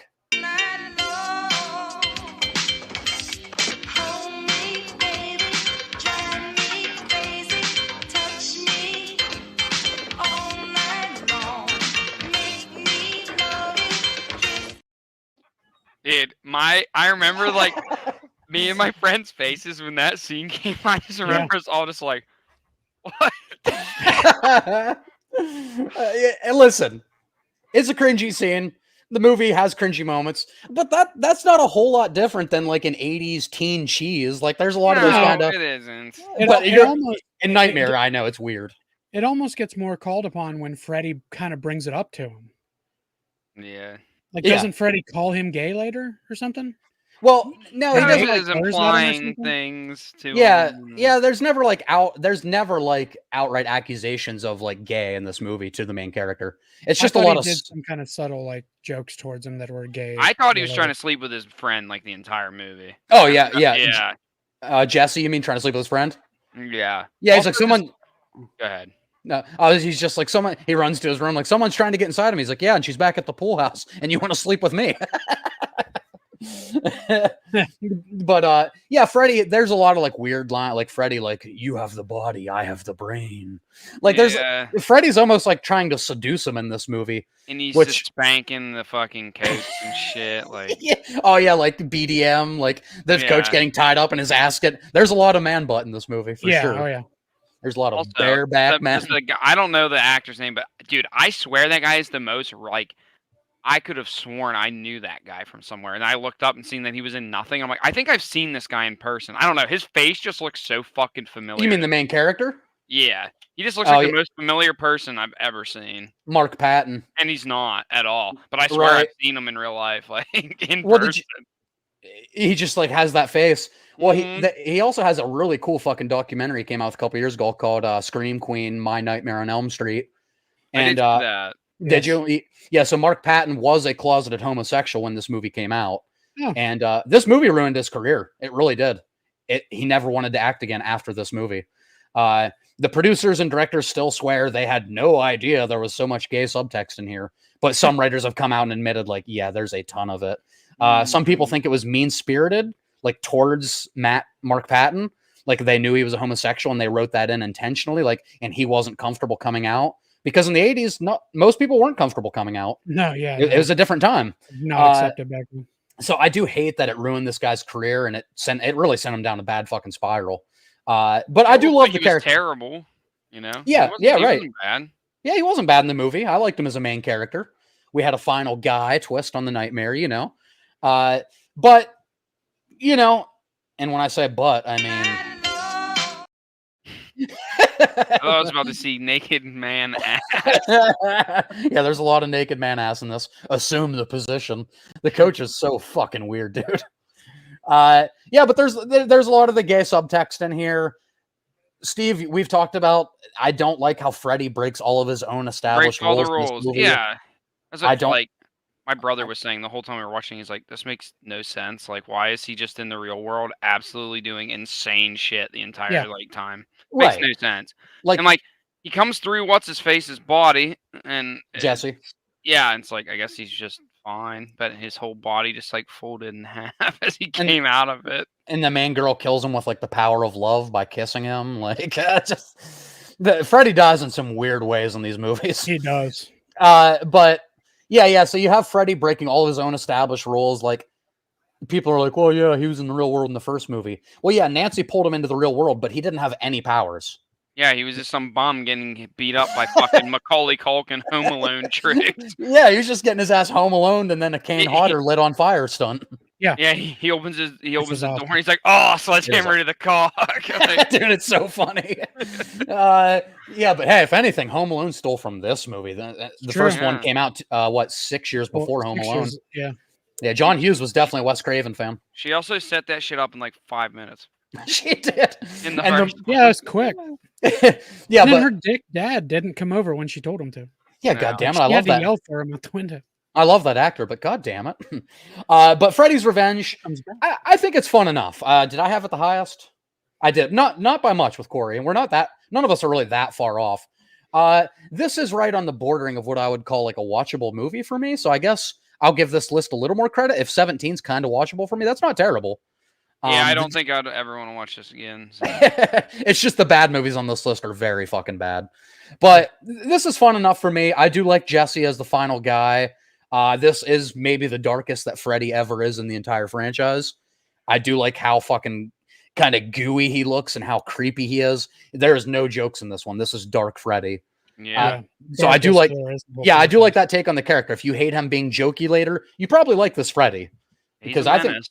He's a menace. I just don't like how he's pulled into the real world and he can fucking, like, he walks into walls and he turns into flames and just disappears and teleports. He just shouldn't have those fucking powers. Yeah. Like, I know it's only the second movie in, so maybe they could make the excuse like we're still trying to figure out the character.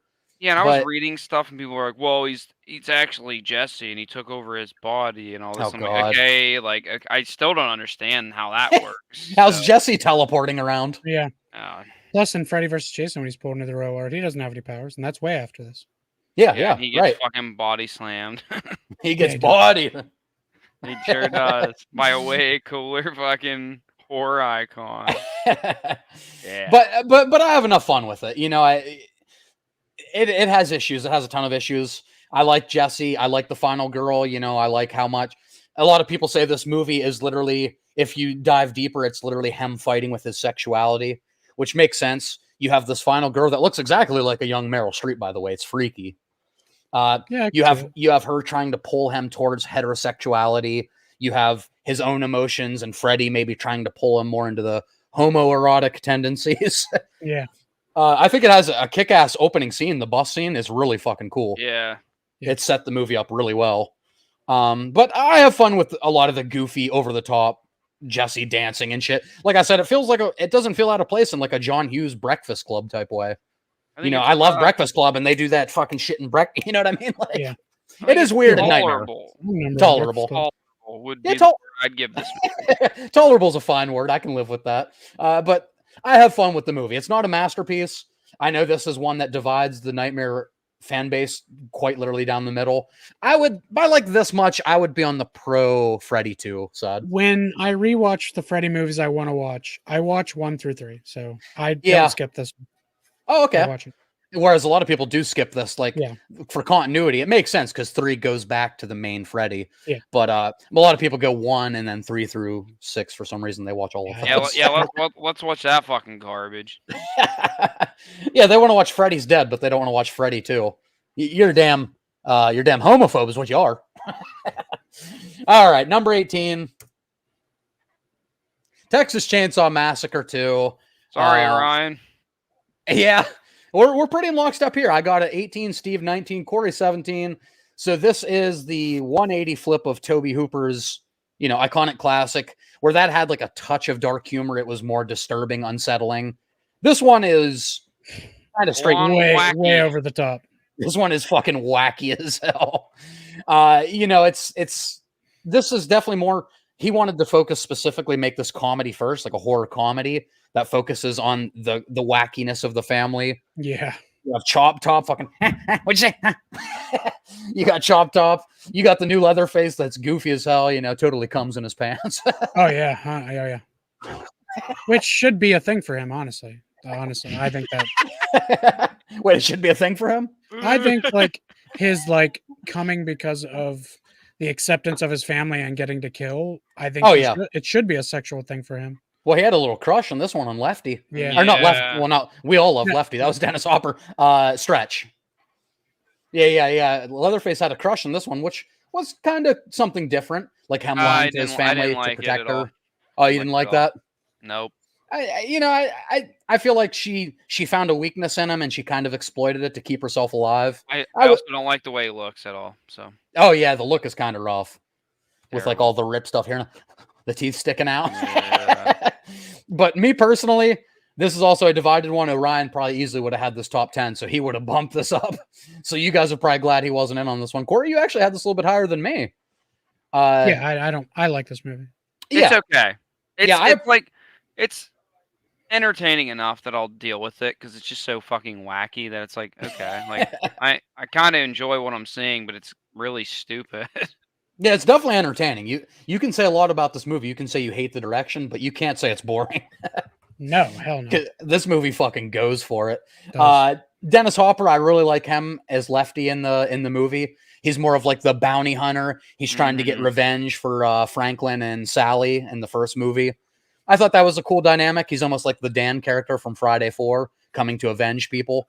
So I really liked Lefty in the movie. I think Dennis Hopper he was a good pick. Although there is a huge chunk in the second act where he just disappears. I wish we got more of him. Of course, they probably couldn't get him. Yeah, exactly. They didn't have much time with him. They set it up like he set up the whole thing in the record store with Switch so he could follow them to their hideout. Like story wise, it makes sense what they did. But I really like Lefty. I really like Switch.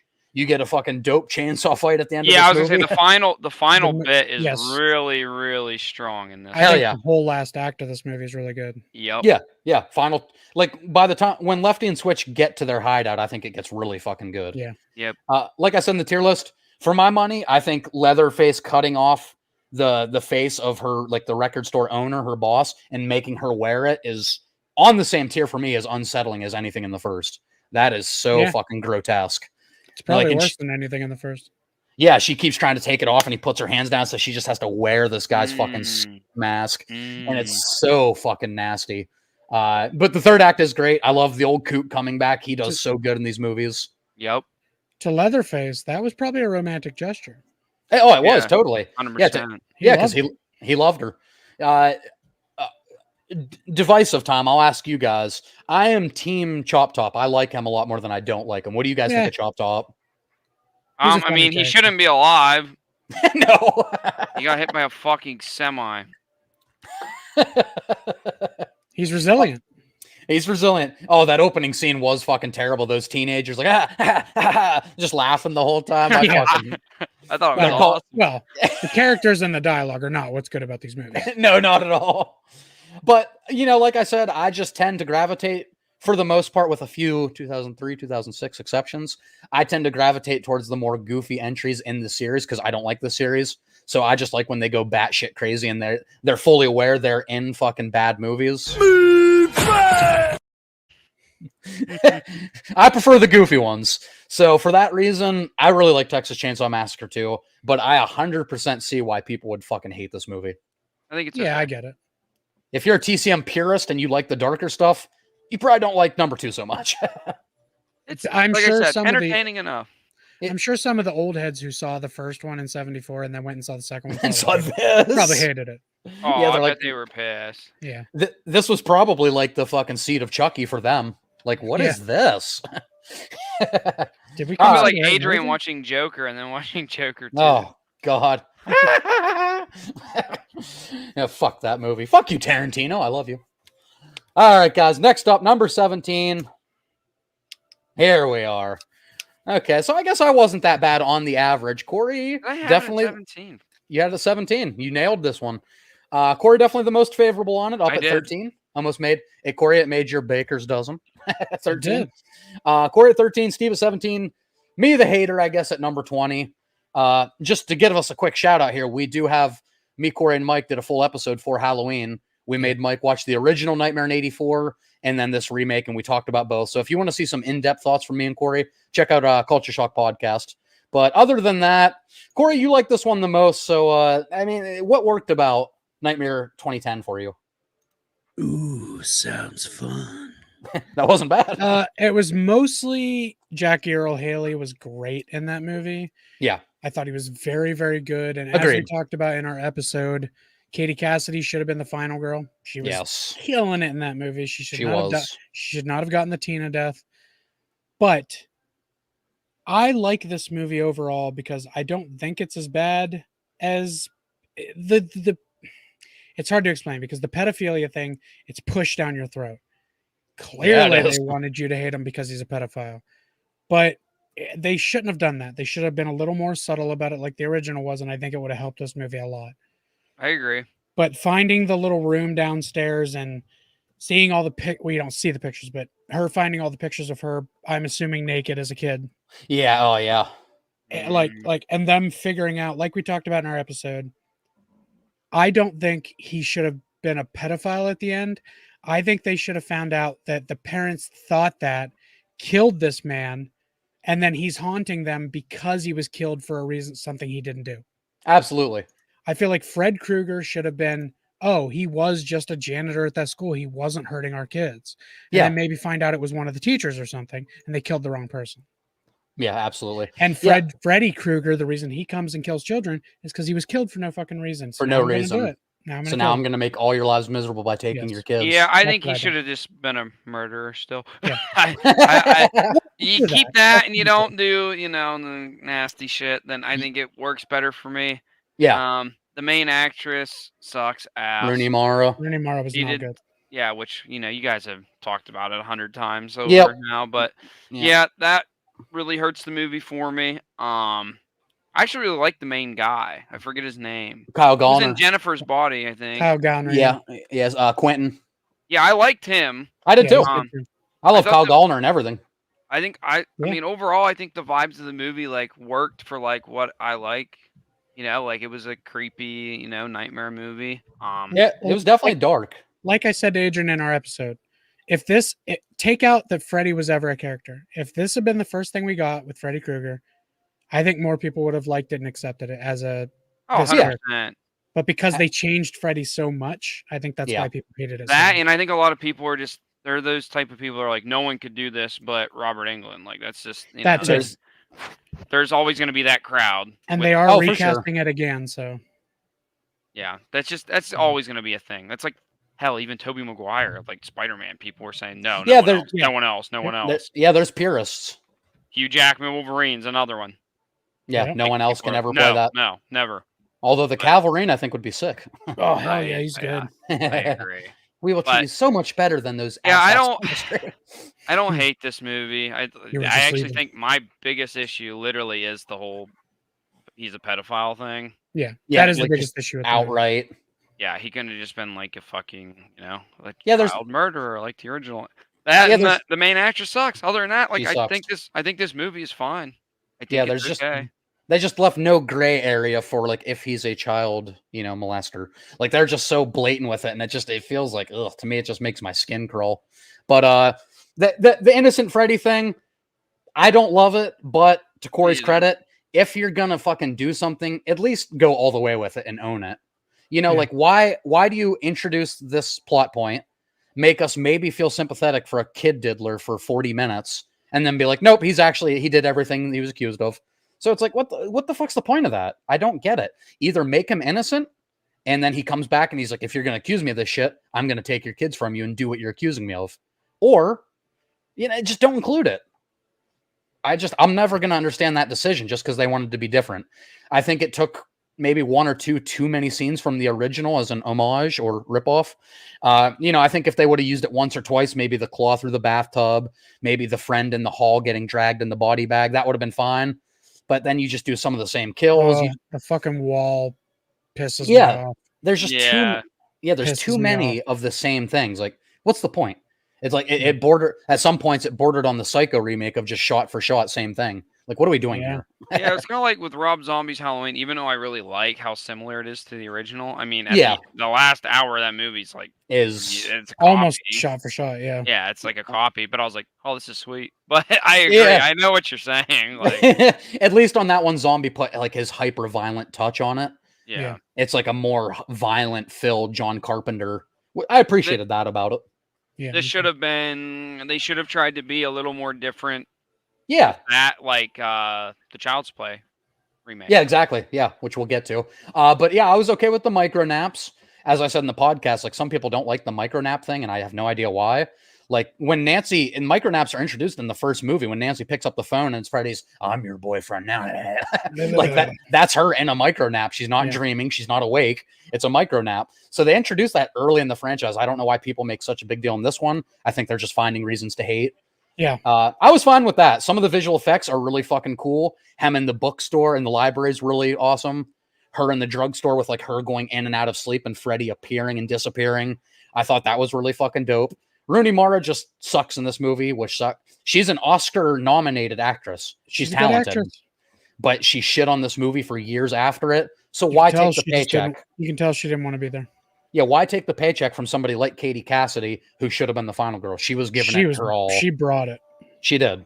It's just I think that always leaves a bad taste in my mouth. It's part of the reason I hate the movie is how much Rooney Mara hates the movie. And just the innocent thing I hate, the innocent angle. And it just, yeah, like you said, Steve, the outright fucking child diddler thing. Home Alone, go horror franchise, Adrian, you fucking clown. Matt, go watch fucking UFC and jerk off. Two things he loves. Yeah, exactly. Oh man. All right, guys, let's move on though. We've said our piece. Like I said, check out the podcast if you want in-depth thoughts.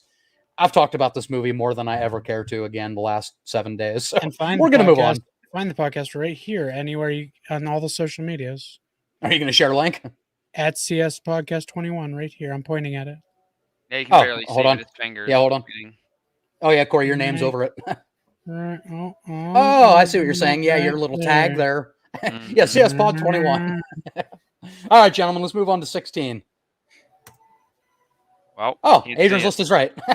How did that get in there? You're not on the page, Adrian. Yeah, Oh, we're damn looking it. at us looking like fools. I don't know who added this, but Some douchebag. it sounds like they were on to something. Probably All wrong. right, here we are, finally making it almost halfway up this list. I know people Impressive. are like, "What the fuck?" Number Impressive. 16, The Next Generation. Core at 19, Steve at 15. Of course, I'm the most favorable on this. Why wouldn't I be? Yeah. So The Next Generation, guys. First of all, Disclaimer: this movie's plot is god fucking awful. it's awful. Yeah. Let me lead by saying this is it's a bad movie. Okay, but it's the very type. bad. It's the type of bad movie that I enjoy watching. Like I said, I call it Yeah. delicious garbage. This is the Halloween 6 of Texas Chainsaw. For me. Yeah. Oh, that's fair. I would be okay with that. It's not good, but god not damn good. it, I like watching it. It gets Matthew better as it McConaughey goes. did not want this movie to come out. No. Yeah. I don't know how Matthew McConaughey and Renee Zellweger survived this movie to become Oscar nominated and Yeah. award winners, but God bless them, they did it against I thought all they were odds. great. Oh, I did too. I love Jenny and I love Vilmer. They're two of my favorite characters. She's a little unbothered a couple times in the house. Yeah, she Having is. conversations with people like, really? Is that what happened? It's like, no, bitch, you're scared right now. Oh, Yeah, bro, that's true. I love when she stands up and she's like, I'm going to leave and nobody's going to do a thing. Leatherface stands up. She's like, you sit the fuck down. Leatherface just like, okay. I do think this movie has the weakest Leatherface, or one of them. Yeah, I don't know what yeah, the fuck they did with that character. Most people hate Barry in the first act of this movie. I think he's douchey on the levels of Trent from Friday the 13th remake that I enjoy him. I Yeah. love them. I love him. Yeah. He's like, I don't know if you know this, Jenny, because you don't show him, but you have tits. And he tells his girlfriend if she doesn't have sex, she'll die. Yeah. Barry's a total douche. I get it, but I the enjoy movie him. starts off with him just making out with another bitch, and then they're Yeah, I know. She's like, I literally saw you cheating. He's like, no, babe, I wasn't. yeah, we were just making out.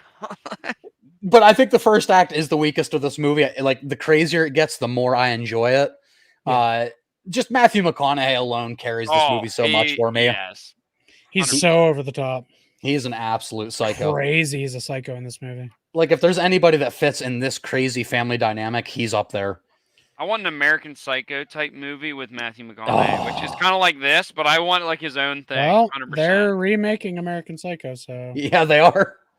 All right, it's fu- Matthew McConaughey. It's your It's time. funny. It's funny you say that. That would be fucking dope if they casted McConaughey for American Psycho. I'll never do it. No, but yeah, Matthew McConaughey. I think he's like up there. He's a Texas Chainsaw Massacre all-star for me. Like, if you put together the craziest family, you get the old kook and Chop Top, you get Matthew McConaughey, and you get Arlie Ermey. Arlie and you have the Ermey, for perfect sure. family. You have the perfect family. Yeah. The movie gets really fucking weird. It dives into like the government is watching over the Yep, family, that's and where Yeah, I'm that like, was a little weird. This is ridiculous. Like, this is so dumb. That is specifically where it went too I mean, far for me because they're I telling, agree. they're literally telling Renee Zellweger's character, "We're being watched by the government. This is an experiment," and you think, "Okay, he's clearly fucking nuts." Yeah, that's what And I then these- thought. These government guys show up. Not only do they say, "Yeah, that's what's happening," but then they sit her down and lick her fucking face and shit. It was out there. Yeah. Fucking Matthew McConaughey. Well, you think the government's not watching us right now? Dude, I love when he comes up to her with a knife. Like, everything he does is like so unsettling. Like, it's so offbeat. Like, you know, he's like, I'll give you 10 seconds to give me a reason I shouldn't kill you. 10, 9, 8, 7, 6. Yeah, And then, that like, very Matthew McConaughey way of. and then him and his girl just keep randomly having super aggressive sex. Oh, I know. Yeah. Just randomly. It goes back and forth between them having sex and him beating the fuck out of her. Yeah. And I'm like, hell yeah, this is awesome. This movie's great. But I do, you know, one of my hot takes, and very unpopular, is that I actually like Jenny more than I like Sally. I like Renee Zellweger's a final girl more than I like Sally. But we'll get to that when we talk about TCM 74. So I really like Sally in the movie. I really liked Vilmer. Same with, you know, what I said about the other one is just a couple people carrying the movie. These two performances 100%. just carry this movie. Yeah. Because otherwise it's fucking dog shit. It's Yeah, a the plot dumbass movie. sucks. But Leatherface sucks. I laugh my ass off watching. Like, if I had one TCM movie to watch with a friend and we just wanted to get drunk and laugh, Oh, this is the one. for sure, yeah. This is the one. 100%. And then he There we gets go, killed- Terry. And then he gets killed by a fucking airplane, bro. Like, the movie. Yeah. A random yellow airplane comes down and fucking. Bro, It's fans. gold. It's gold. Fans have a running gag that they always want to know where the trucker is from the first movie. At the end of the Yeah. first movie, they said the trucker was driving that plane and killed Matthew McConaughey. I mean, yeah, you don't find out who it was. Yeah, you never know who I it think is. it was the government.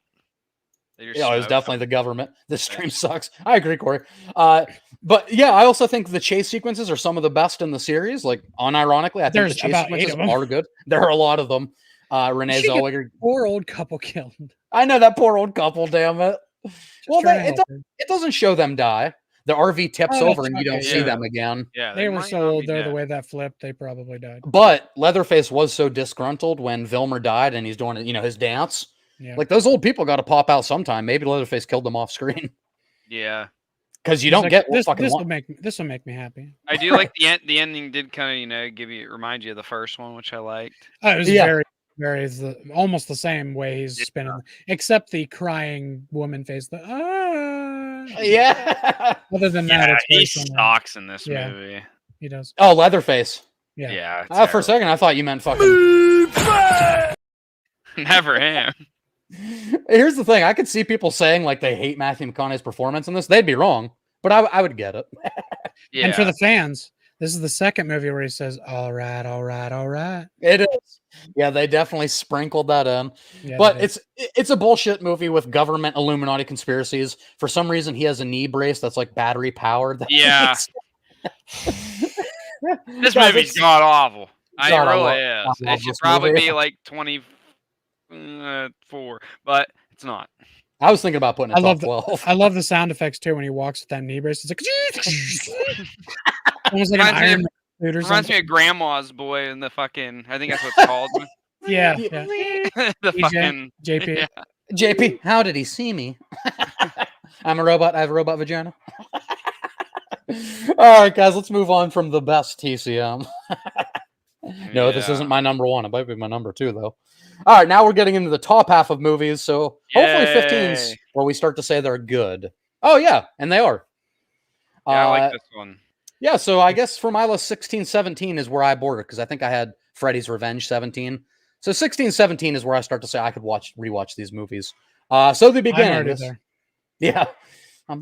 Sorry. So this is the 2006 sequel of the 2003 remake, which is a confusing sentence. Yeah. But this is the backstory of Arlie Ermy, of the family, of how Leatherface became Leatherface in this Hewitt timeline. I thought this was a pretty fucking dope sequel. Obviously, we were a little lower on it than Steve was. Steve, you're the high man on this at number 12. Why don't you tell us about the beginning? I mean, you get Arlie Ermy again, and he was fantastic in He was. 2003, and he was fantastic in this one. Yeah. I think good. the cast of characters were decent, good enough. I like the brothers. Yeah, I did too. I think they were pretty good, interesting. I like how like the brother like lied, so he had to go through the bullshit and not the younger brother. That was the one that was actually like dodging the draft. Yeah. Yeah, the I older like brother that took part. accountability.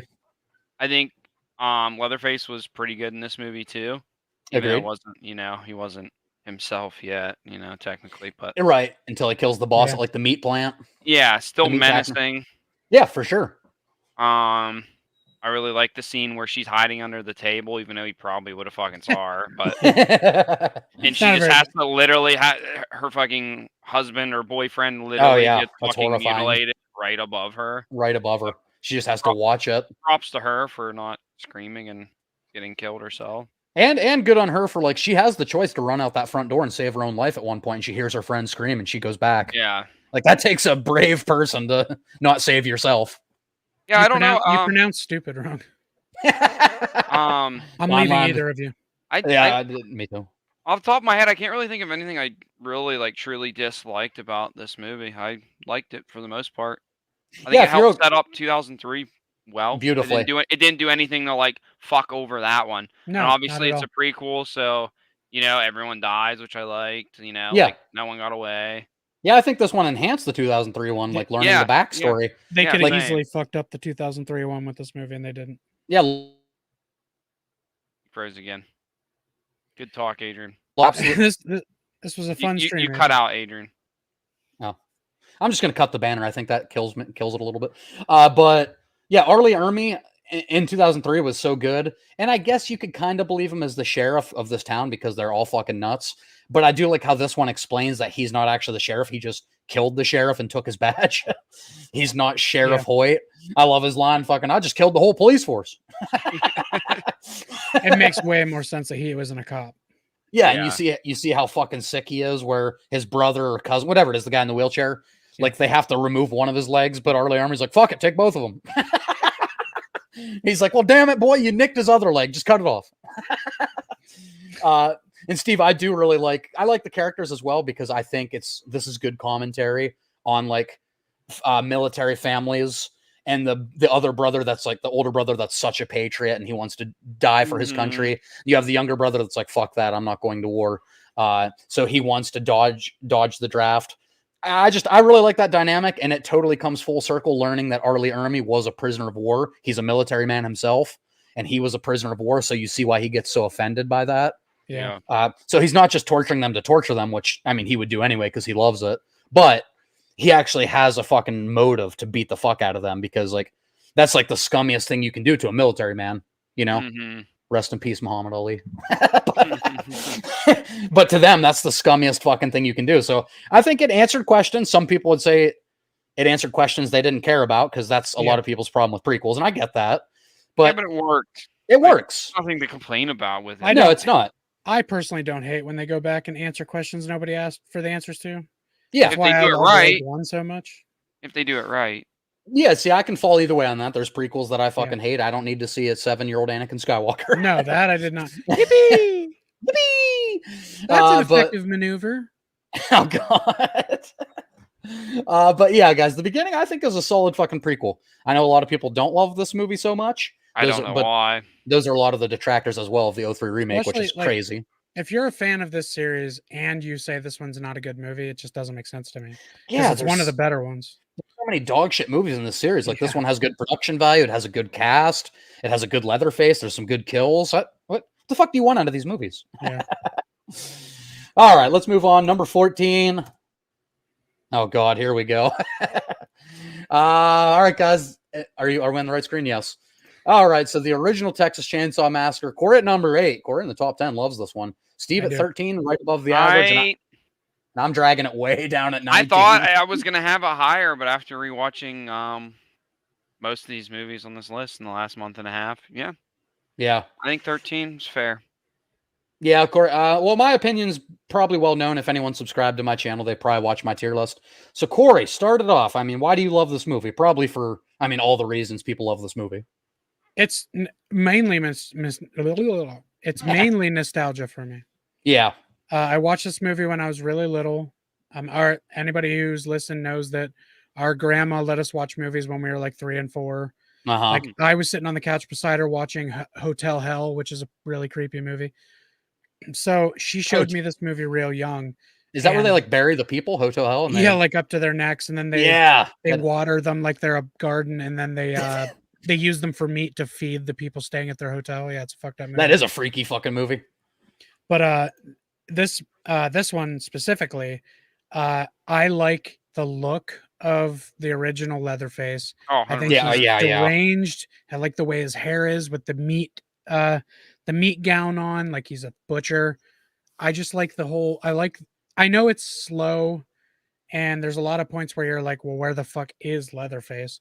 Yeah. But I like, and the one knockout punch when he knocks the guy out is real bad. Like, but it's 74. I mean, Yeah, of course. they weren't It's doing these kind iconic, of man. movies. They weren't doing these kind of movies back then. So, Right. and one of the most horrific scenes still to this day from when I was a kid is when he takes that lady down to the basement and puts her on the fucking hook. Oh, It yeah. still sticks with me. Like the look on her face, just thinking about this dude just picked me up and put me on a fucking meat hook. Yeah. Like I was just a piece of meat he's about to cut up. It's fucking crazy. And again, it adds to the horror that it's a girl that has to watch him then bring in her boyfriend and fucking cut him up. Cut him up and put him in a freezer, and then I like when she. I get it, Agreed, Terry. I get agreed, it. Terry, Please don't agreed. unsubscribe, but I get it. and I love the whole ending where he's spinning the chainsaw around. As weird as people yeah. think it is for that, it made sense for that character. He was pissed Yeah. somebody got away. You know, I always like don't know. I love like that the movie. different takes on the Leatherface dance. Yeah, Uh, I just think it's iconic. Like the nostalgia thing, like for sure, I get that. Like dude, this is one of the originators, you know, and Yeah. like the character's like just so out there and kind of badass. Like it's like that first scene when the dude walks in, he comes around and fucking just Oh Yeah. yeah. clobbers hits him, him, yep. dude. I love how they set that up. No like Mhm. music swell, no like it just happens out of nowhere. Yeah, he just shows up out He of just shows nowhere up. around the And corner. And I love the camera shutter sound that this movie made so famous for so many years. Yeah, that's creepy in every movie. Yep, Yeah. it is creepy as hell. Bro, when I watched the 2003 one, that got under my skin so fucking bad. Yes, I was in theaters high as motherfucker watching the 2003 movie, and when that shutter thing went off and they're going through the basement, Yeah. I was literally had chills running up and down my whole body. It was crazy. Bro, that was so good that people were convinced that was like real footage for the longest time. They're like, Yeah, a no, lot of that's people- real a lot of police. people- It's like, a lot no, of- it's yeah. not, but This it's is really the good. real house they went through. But it's No. really good.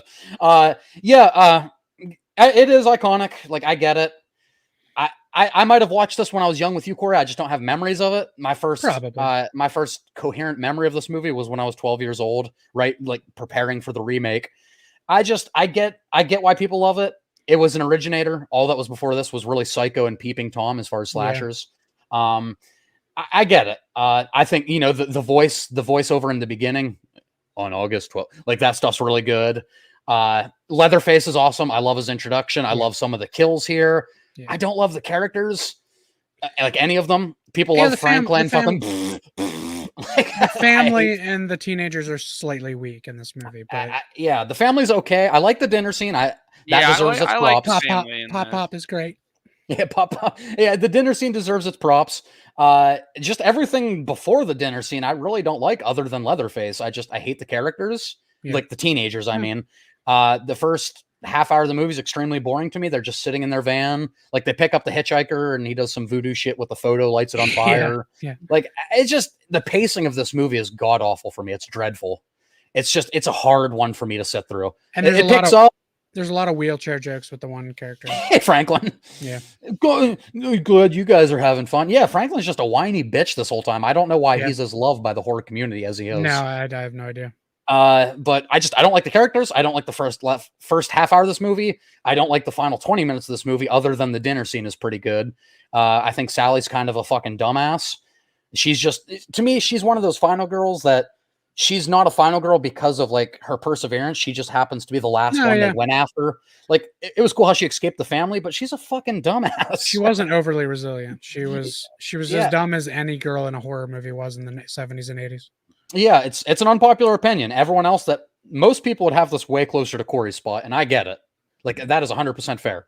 You know, but there are just some older movies for me, Halloween 78, that hold up, that still today I can watch. If we put the originals of most of the horror movies, this would be low. Yeah, and then there's movies like TCM and Friday the 13th, 1980 that just don't hold up for me. I think they're fucking boring. But this one did come before all of those. This is like the OG. So Leatherface is such a unique character. I love this take on Leatherface. Maybe my favorite design. I love the family when they're introduced. I hate everything leading up to it. I just think I appreciate everything Leatherface did for the slasher community. Absolutely. Because Leatherface was truly the first big horror icon, other than Norman Bates. Other than him, Jason Bateman. Jason. I thought that's what he was going to say. I think I almost did say Jason Bateman. Other than Norman Bates, yeah, of course. Leatherface was the first horror icon. This was he paved the way for He did. Michael and Jason and Freddy, and I just appreciate everything that does. And to me, that carries me through the movie and makes me enjoy it a little more. 100%. Yeah, I mean, and this was right before Black Christmas, before you had like Billy. Yeah. So I mean, Leatherface was one of the first of the 70s era. Yeah. Yeah. Where is Black this Christmas like? is a good movie. Yeah, I love Black Christmas. And I'm not trying to find reasons for you to shit on it, Corey, but I kind of am. Where is Okay. this on like a rewatchable scale? Is this a movie you could like? Is this a movie you find yourself rewatching often when you're in the horror mood? Every Halloween, I try to pick a couple movies to watch, and it has hit my list a couple times. Yeah. A couple years I've rewatched it for Halloween, but this isn't an every year watch for me. Yeah. This might maybe every 3 or 4 years I'll be like, I haven't watched that in a while. I'll watch it. Put it in the rotation. It's not like the first Halloween or Scream or the remake of Friday the 13th or Scream. Like I watch those every year, but absolutely. You and probably Jack watched the Chan original too. TCM. I mean, you probably watched TCM remake every year, close to it. I do. I watch that when it's not even spooky season. I love that movie. Absolutely. All right, guys. Moving on to our Baker's Dozen now. Top 13. We have Child's Play 2019. Dude, for some reason I thought this was the original. I misleft. Oh No, my this is god! I this thought is- this was the original, and I was like, I'm leaving. See ya. I said I'm done. This is where I leave you. So we're pretty in lockstep here. We got the sequential 11, 12, 13, me being the lowest, Steve being the highest. One of you guys want to start this off, or you want me to go? I don't care. What did you think of? I actually first time watch like Oh. 2 weeks ago. I watched it. Nice. I was kind of expecting to hate it, so Yeah. I was. Most people did. That always helps. I was glad they didn't do just a straight remake and they made their own little twist on the Oh, yes. doll. I think this idea, honest to God, is a way better idea than the original. Like the whole voodoo shit, I think is dumb as fuck. So, Don Mancini agrees with you. It is So- pretty dumb. so this like works for me. I thought like the idea is a cool concept. And it like, makes sense. And it makes sense. Yeah, Yeah. exactly. I like Andy in this. I think he's Yeah. Yeah. fantastic. I like most of the characters. Her fucking boyfriend's like such a fucking Ah, such a douche. Yeah, But don't she's worry. meant to be. He gets what's coming to him. yeah, he Yeah. does. This is but, for Tupac. Yeah, yeah. I mean, the design of the doll is fucking hideous, but like, Yeah. once again, he's not meant to be this crazy, like Lifelike Possessed. doll. Yeah. yeah, like this is a toy that's It is a malfunctioning. toy. Yeah. Yeah, Yeah, so it child's makes play. sense, and that's what a lot of people, I guess, hate Mark Hamill and like the voice and stuff. But I think like his voice literally makes sense for the character because it's literally just like this AI like doll. So like Yeah. I think his voice and the way he sounds like works for the movie. I feel like he was channeling a little too much of his Joker in this. Yeah. It was just like a tamed down, gentle Joker. The gentle I just Joker. as he was doing this movie, I kept hearing Joker saying lines like, See, I Yeah. didn't feel that, but maybe that's Okay. just No, that's just his that's fine. voice. My favorite Batman run of comics, Gentle Joker. gentle Joker. But we got some cool kills in here. Yeah. oh, Oh, yeah. the kills were awesome.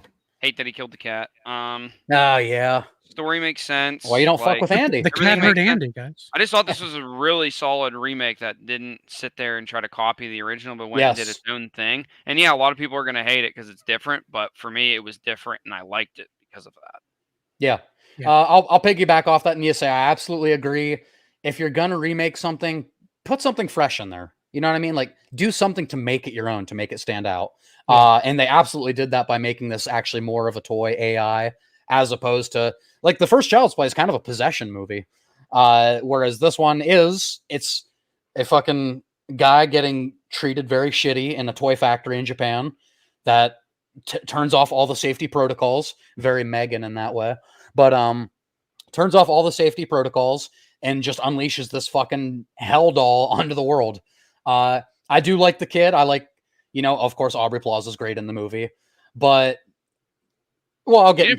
She didn't feel very mom-like to me. She like, did. Yeah, she did. That's what That I was was gonna like one say. of my biggest Nah, issues. But I well- was thinking, well, that's because she's a only parent and like she's trying Yeah. to like bond with him and like, like make him, feel like he has like a friend because he's kind of like a loner and stuff. Yeah, Matt, to answer you, the whole point of this is these dolls are being made in Japan. Japan, right? Yeah, something I like think that. they're being One of made in those- Japan. One of those a Asian boss- countries. Yeah, one of those Asian countries America. that are very like strict on their employees. Walks up and the guy like he's like a slacker at their company. His boss walks up and fires him, and they make dolls with very extremely smart AI chips in them.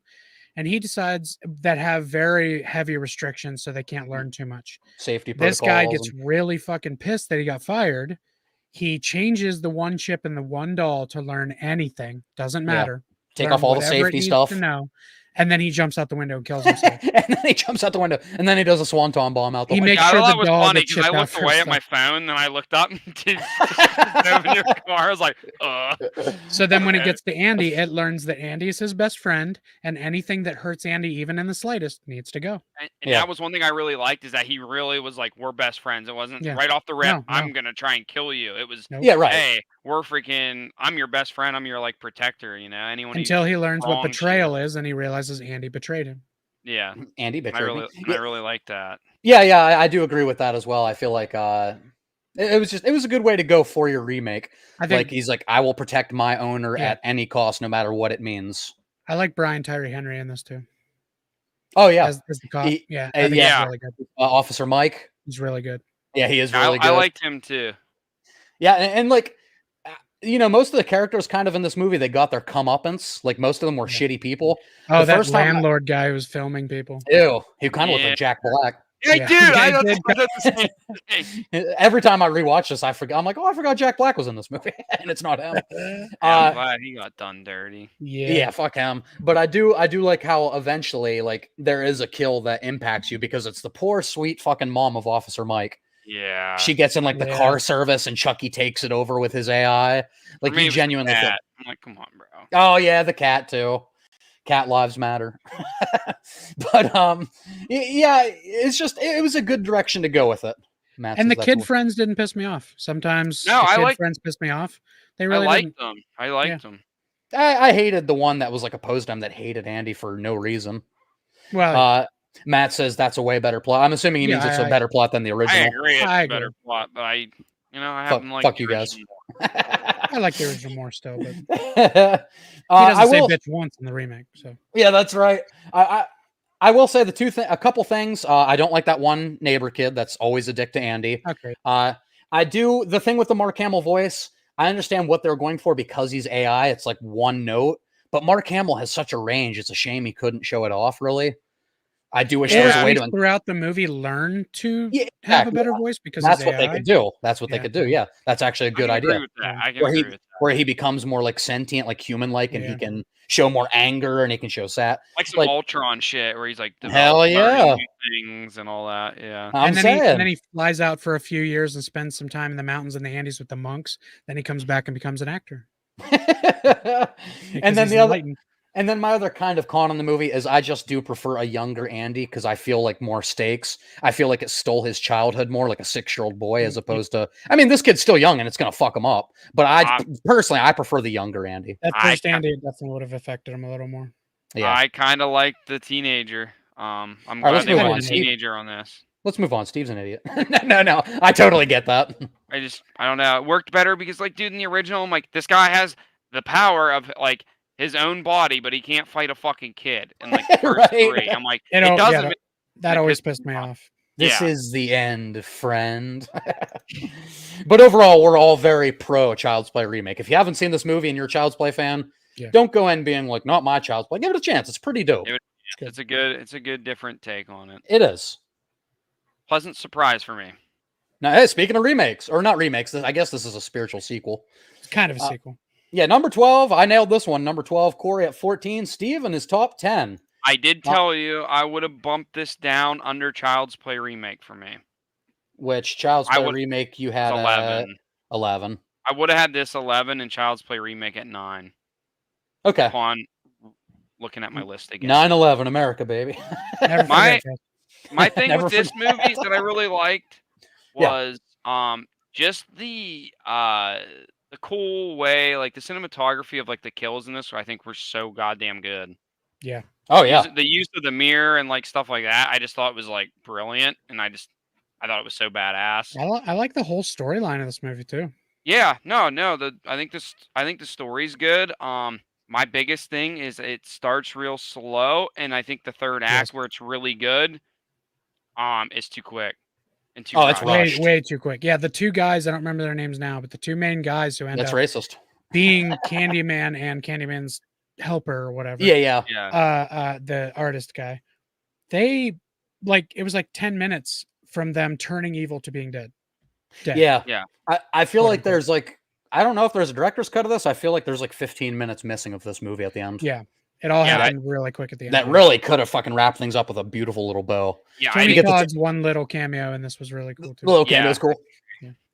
I really like the kill too of like, there was some creative shit with this movie. Like there was a lot of mirror shots where if you don't look in the background, you miss them. Yeah. Mhm. And That's it's what I'm really fucking saying. I cool. just think it's brilliant, like the way they did that, and the use of the mirror, obviously, in like Candyman, like it just makes sense, Yeah, it does. and, like works. I'm not Especially, I'm not entirely a huge fan of the kid or the guy being Candy what's her name's kid from the first Kid. one. oh yeah. I don't love that whole storyline that The he's generic yeah, connection. that again, the generic connection thing. Yeah. That was really my only problem with this movie. And I thought going into it, I was like, well, Tony Todd's not the main person in this. I'm gonna hate this. I know I am. Yeah. And I really didn't.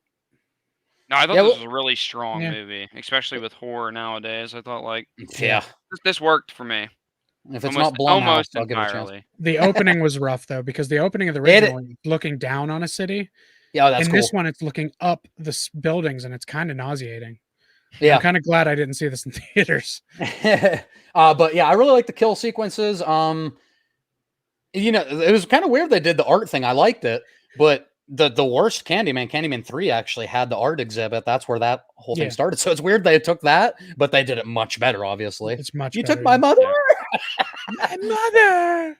But the kills were really good. I really like the one in that lady's apartment where he leaves and the camera zooms out and you see her smash against the glass and be dragged across it in Yeah. the blood. That was really fucking dope. That's the cool part about Candyman is you don't have to see him to enjoy his kills because Yeah. not everybody does see him. So Yeah. The elephant in the room I will talk about a little bit. This was 2021. This was right after police brutality and riots. Jordan Peele is a co-writer on this movie. The main director is a girl that blamed racist white guys for the failure of the Marvels that she made. She also directed the Marvels.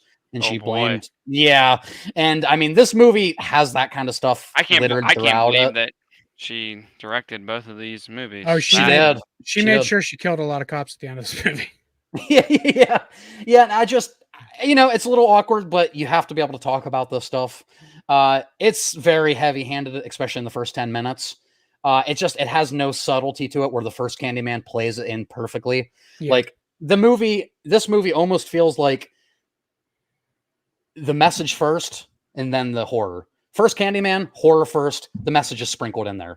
It's Which just, usually is a deficit for a movie for me. But yeah. That being said, I mean, I loved it. I mean, where do I have? It's number 12. I have it in my top 12.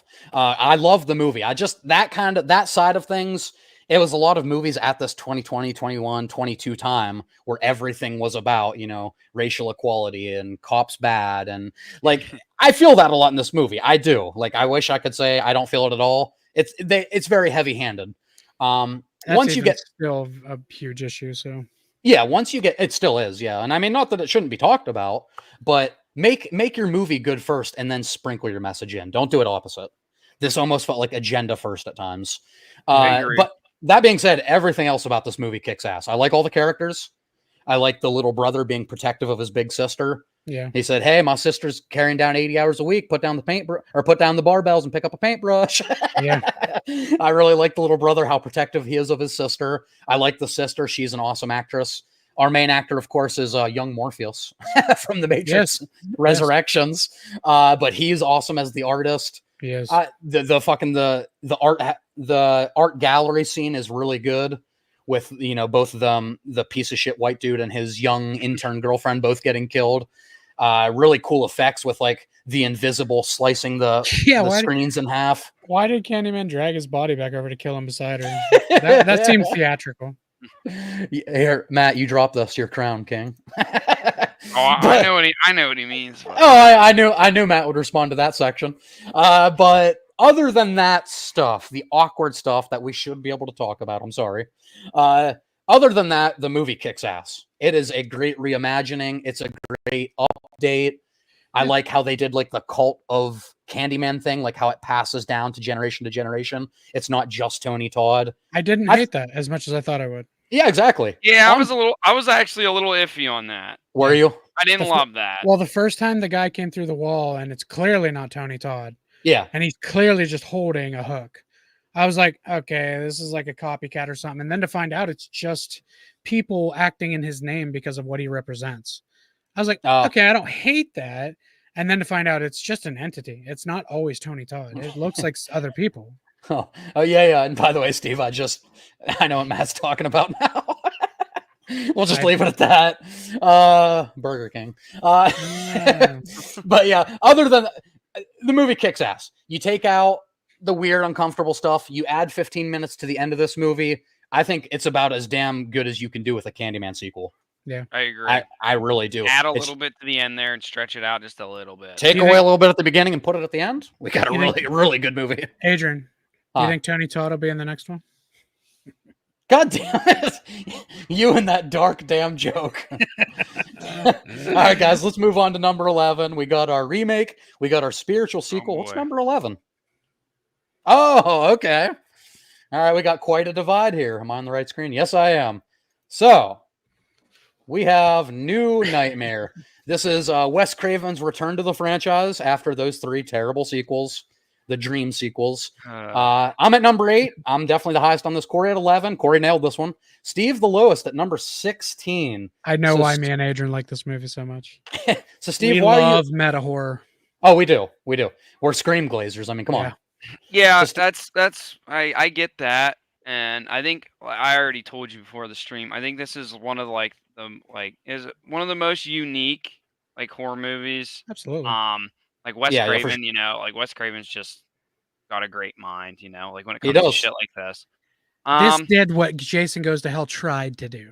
Like, for me, the reason I And don't Jason Lives kind of did it with Meta. And the Jason reason I don't love it is like, I mean, first off, you're not getting much kills at all. You're not. No, I think there's 4 kills in this movie, but the first 2 are done so like quick and anticlimactic. You get What? really 2 good kills in this. What, Freddy's not in it until like an hour 10 in, something like that. Yeah, like the barely- entity. Well, he's Robert barely Englund's in in it. Yeah, Freddy's barely in it, but I will say I think he looks good, and I think Oh yeah. I think his performance, he's Fuck more you, back to the Terry. menacing style of Freddy, Yes. which obviously I prefer and love. Yes. But yeah, for me, it's just like this isn't really a nightmare movie for me. Fair. Like He's not even and- technically Freddy when he comes out. Right. Yeah, well, exactly. So like, it's not really a nightmare movie for me. It takes too long to even see him. Not a lot of kills. I do think it's unique. It's good. It's good writing. It's a good plot. Oh yeah. I think it's awesome. a very like well done movie. I just Yeah. don't love it. I just don't love it. Yeah. It's Yeah, okay. even our boy Cody Leach, he said like he likes this movie, but he said like when he's in a nightmare mood, he never grabs this one. No, I And I get feel the it. same way. Like, I think this is a good movie, but this isn't something I really ever care to watch. Yeah. It's kind of funny because when I'm watching the Friday the Third, or I keep saying Friday, Freddy movies, when I'm watching the Nightmare Before Christmas, Oh I'm my I'm God. Tony the Todd. okay, when I'm watching Nightmare on Elm Street, Yes. there we go. I don't even always watch this movie. Yeah. But I do sometimes watch this when I want to watch Scream movies. It kind of fits in there, like not as a storyline movie, but Yeah. as the type of movie it is. It's that kinda fit it style. in. Yeah. Yeah, everybody says it, but this was Wes Craven testing the waters for Scream. Yeah, absolutely. That's absolutely what it was. And for that reason, I enjoy the hell out of it. Scream always falls in my I top think- 3 horror movies of all time. I think he So- did it. Yeah, I think he pulled it off. I do agree with Steve. It takes a long time to see Yeah. Freddy. There's not enough kills. They really should have peppered in a few more kills throughout it. Maybe. But it's Wes Craven returning because he was so offended by 4 through 6, because rightfully so, they're fucking awful. But Wes Craven returns. He puts a new twist on the genre. Like I said, Jason Lives tried it. They had a couple meta moments breaking the fourth wall. But this movie, I love what it's going for. I think this is maybe Heather Langenkamp's best performance. I think so. She's gotten way better as an actress in this movie. I love how you get all the returning characters. You get Rod, you get her dad, who all think they're in a nightmare movie, like not in the real world. Yeah. The son, That little kid was a good actor. But yeah, the son, he became a good actor in Hollywood. Like he got better. became. That's the kid from Pet Cemetery. The little kid. Yes. you're talking Oh, about? yeah, he was yeah, yeah. Gage. He was Gage. That was before this. Yeah. Yeah. That Yeah. fucked me up. That Gage kill always does. Yeah, dude, Gage walking towards him with the scalpel, like, Yeah. that still freaks me the fuck out. Because I have kids, I'll punt them across the room. Right.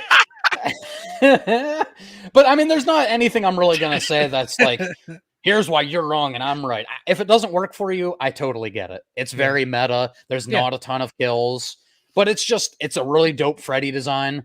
The couple kills we get they give you a new spin on familiar kills. Like they redo the Tina one up the walls from the original, Yeah. but Which they was actually really cool. show Freddy Yeah. doing it, and they show him like contorting her. So the few kills we get, I think, are very memorable.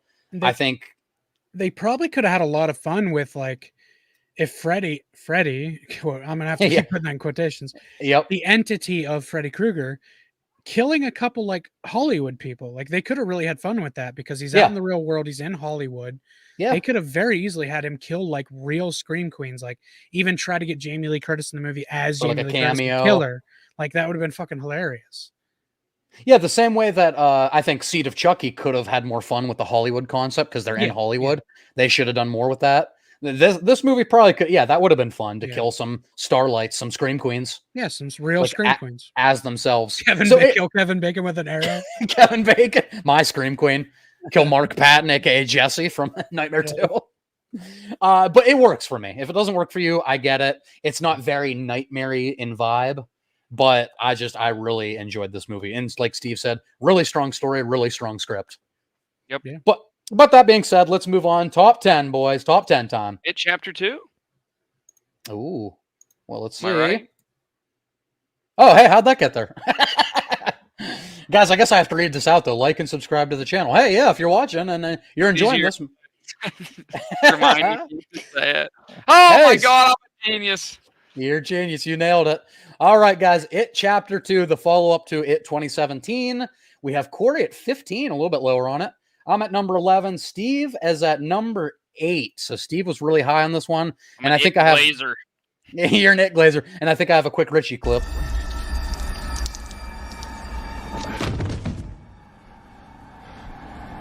Guess you could say that was long overdue. Get it? Because we're in a library. Bill Hatter's great and everything. Yes. Um, He was perfectly cast. I think this does a great follow up to the It is. original. I think the cast, I think everyone plays their character like from the children versions of themselves to the adult versions. I liked every single one. Yeah. Oh, the casting was great. Yeah, I thought the casting was definitely the strongest part of the movie. Somehow Bill Hader stole the show from James McAvoy and Jessica Chastain. I Yeah, know. That's amazing. 100%. And what's the other one's name? I can't remember. The one that likes fucking that he loves. Oh, Eddie. Yo, I thought Eddie was fucking great. The guy Yeah, who he played was. the adult version of him was like spot on. Like He was. couldn't have been better. I don't know how they found literally such a perfect cast. You They can did. believe all these adults are these kids grown up. It's crazy. Yeah, 100%. Yeah, It's absolutely insane. yeah. Like this movie, a lot of people hate on it. Like Yeah. really like hate it. I don't get that. Mine's low. Looking at it now, it is low. I think this does a pretty good job following up the first one. Everyone always complains about the ending, and I didn't really ever get it because like that's Oh, Spider Pennywise. That's kind of well, yeah, that was a thing too. Yeah, that was the thing in the book in the 1990s. And he also like that's how you defeat him is you're just like, yeah, I'm not scared of you. Like it's dumb, Oh. it's fucking stupid, but like Yeah. that's how it's done. I don't know what you want them to do. Well, Yeah, he turned into a shriveled up fucking nutsack. I know but, what you mean, but I do think there are certain things that don't translate as well on screen as they do on the page. I think the way they beat Pennywise in the first one is miles better than this. They actually fuck him up. Like in That's this one, they're true. just like clown. Like I didn't love that. I agree with that, but like I don't like other than like It doesn't kicking his bother ass, you. Like yeah, Yeah. like I don't know. It worked enough for me. Yeah, I think the Eddie loss was awesome. Bill Hader showed some real dramatic range there, like how sad he was over Eddie. Yeah. You had that subtext of like he was kind of homosexual and he loved Eddie in a deeper way. I think they handled that really well. Bill Hader does steal the show. I love the movie. The quality of this movie would be higher than 11 for me. Like how it technically how it's made. Andy Muschietti does a great job. I know, Steve, you said it's not as big of an issue for you. I don't love the use of CGI in it. Some of it looks real wonky. That's why I it's think- low on mine. Yeah, I think both of these movies are too filled with the post 2000s trope of too many jump scares, way Yeah. too many jump scares. Yeah. That's like where it gets 90% of its horror in these movies, and that bugs me. Like, just let Pennywise be a little more creepy on his own instead of like character like music swells down and then they look over. Like it's all the time in these movies. That's one of my critiques: is too many jump scares. I can give you that. I can give Yeah. you that. But everything else, the pacing in this one also just feels a little bit clunky compared to the first one. Yeah, it's a little slow So at slow. times. because you have to go Especially through. the Chinese food restaurant scene. Yeah. Oh yeah, It's like 15 fucking minutes long. It's too yeah, long. and you have to because you have to like it makes sense the way they set it up is they all have to find their token, you know, so Yeah. they can do the ritual. But man, it's just like wash, rinse, repeat. Here's this character. Here's a flashback. Let's show a whole long flashback. Let's go to the next character. Here's a flashback. Like it's just you could have done It's like- something in It's like between. those. Suicide Squad like dumping exposition when like when Yeah, Amanda Waller's going through all their files. This is Yeah. this person. This is this person. It was too I long. hate to say it, it's like fucking Rebel Moon, the Zack Snyder movie. When she goes to a new Yeah. planet, finds a person, they kick ass. Goes to the next planet, finds a person, they kick ass. This almost like movie's much better. It's almost like Yeah. a video game where you're doing a quest. Yeah, You know That's what I mean? true. Like Legend of Yeah. Dragoon, you're finding them one at a time. yeah. Yeah. It's more like It just kind of It is a little slow. I just think I love the characters and like their Oh, yeah. dynamic together Yeah. so much that I just Absolutely. love it. Like I just Absolutely. love that. I do love the movie. I'm glad I rewatched this one because I was a little bit lower on it. If had I not rewatched it, probably would have been maybe like closer to Corey's spot. See, that's why I didn't rewatch it for this. So it might Yeah. even be higher for me. The Because 3 hour everything you're run, saying, I remember now. I'm like, yeah, that was really good. yeah, the 3 hour runtime's a little bit unbearable. I think they could have made it like 2:15, a tight 2:15. Like I said, that's it for me though. Too many jump scares, a little bit wonky CGI, and whatever else. The fuck Pacing. I said. The pacing. Pacing. Yeah. And I can agree with all those things, but even then, like I said, the characters and the dynamic just outweigh that. great. To me It's so great. much. It's like I And- can't And even though they beat Pennywise in a pussy way, Bill Skarsgård's so fucking good. oh, he's Yeah. amazing. So good as Pennywise. Oh, he is. Yeah. Well, hey, Georgie. I love him so But much. amazing as what's his name, Draven, or what's his name from? Oh, fucking- Eric Draven yeah. from The Crow. Why did they make that character name? He was Eric great in John Draven? Wick 4. Yeah, Bill Skarsgård's great in most things. The Crow. Oh, what was that movie he was in where oh, what the fuck's it called? Give me a sec. Yeah. I think they're like robbing a place or like something like that, and they end up like in some weird fucking couple's house, and they get tied up and like held Oh, yeah. hostage. Yeah. Fuck, I know what you I mean. don't know. If anyone in the chat can help us out with that, I'm pretty sure Movie- it's the guy from Burn Notice. If you remember that show on USA, it's Who the watches main Burn Notice? dude. It was on after Monday Night Raw every fucking night, man, on USA. Harris watches Burn Notice. Harris watches Burn Notice. Plus, Bruce Campbell was in that. You ass. Fucking love You Bruce Campbell. ass. But yeah, I He's a can't remember national that. treasure. I can't remember the name of that movie, but he's really good in that too. I was gonna say, was that a performance you liked or you didn't like? Yeah, He's gonna good in fucking most look it up. things. Yeah. Bill The Skarsgård. Skarsgårds are all fucking amazing. Yeah, they're all Crazy. fucking really talented. But yeah, I mean, he's properly creepy. Another thing that's weird about it too is it's like a 2 hour and 58-minute runtime, and Pennywise is in literally like 11 minutes of it. Could have done with some more coulda done- Pennywise. yeah, But the I kill's did that. great. Under I the did like- bleachers, the kill's I great. did like the whole scene where I have a Funko Pop of this actually. Yeah. I like the whole scene where he's Bill Skarsgård and he's wiping off Oh yeah. Bill Skarsgård paint and becoming Pennywise. Like Yeah, that's cool. that's creepy. I loved it. You get to see him just like in his actual, Yeah. I mean, with his big ass forehead. But that's Because the mask. makeup. Yeah, his big it's called forehead. Villains. It's called Villains. Oh, villains. The Yeah, movie I yeah. was Talking about. Yeah. But it was also nice to know, like, I watched the dead meat on this one after I watched the movie. And it's really cool to know, like, between each set, like, Bill Skarsgård was coming up to the kids, like, hey, you guys okay? Is everything good? Like, the kids are like, are you kidding me? I love what you're doing. Keep killing me. The kid in the first movie who played Eddie. Yeah. And that scene when he crawls out of the fridge and he's crawling backwards and Pennywise Yeah. is crawling over him. Yeah. When he did that, they yelled cut and he said, "Are you okay?" And the kid said, "What the fuck are you doing? Don't break character. That was amazing." He said Yeah, he keeps scaring him. he said it was crazy how adult these kids were, like, Yeah. talking, like, hey, I love what you're doing. Keep it up. He's like, Yeah. Oh, and I felt so awful for the little girl behind the bleachers. In this Yeah, the movie. bleacher kill was Ugh. fucking nasty, dude. That's Oh, a Gets bit it close interesting, enough. though. Yeah, that's fucking. Ugh. And he does I- get he does get to show a little bit of emotion there too. Like, everyone judges me on how I look, and then of course he's a creep, so he fucking kills her. But Yeah, I mean, in a way, I wish they would have made him look more like convincing, as like he Yeah. could like convince these kids, because he looks like a total fucking weird ass does. clown. I would never fall for that shit, bro. Like, no way. Especially in when he hell. gets, especially when he's talking and then all of a sudden he's staring. Yeah. oh yeah, there's Like, drool I'm gonna coming out walk of away his from this mouth. Clown. Yeah, like I wish they would have made him look a little more, Yeah. and then Like maybe Matt- he like changed a little, like Yeah. or something.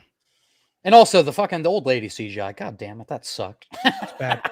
It was good in the trailer. The trailer shot was fucking creepy. Like you just see Jessica Chastain and her with tea, and then you see the legs come. Like they should have just showed the legs. That shit was fucking creepy though. Dude, it was so good. And I love the part in the amusement place with all the mirrors. I thought that scene was that was great. Just fucking headbutting the shit out of it. Oh yeah, like in the glass house. Yeah, like the glass. headbutting the fuck out of it. That was maybe a highlight of the movie. One of the like biggest moments. Yeah, so I mean overall I like it. I have a few issues that also carry over to the first It, but not nearly as bad in the first one. But we'll get to that in a while. Yeah. All right, guys, let's move to number 9. We're getting into the good stuff now. Child's Play 3. Okay, so we got Corey nailed this one at 9. Me and Steve still inside of our top 10.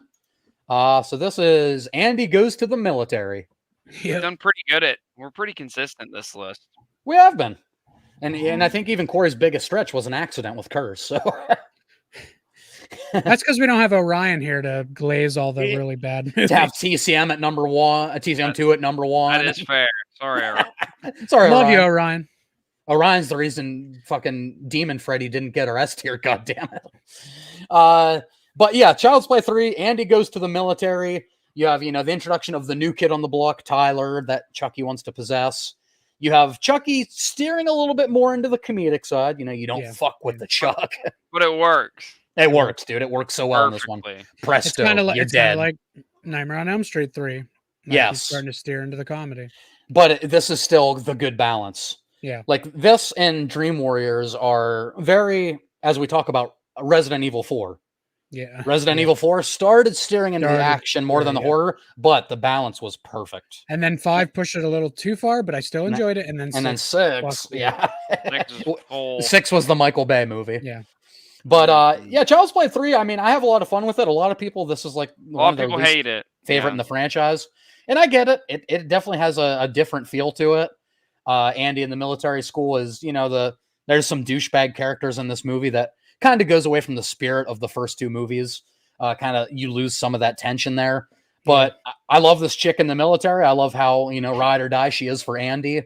The scene where he fucking changes the paintball bullets with real bullets is fucking some evil shit. I thought, and I thought I just really liked the setting. I thought it worked. I thought it was cool.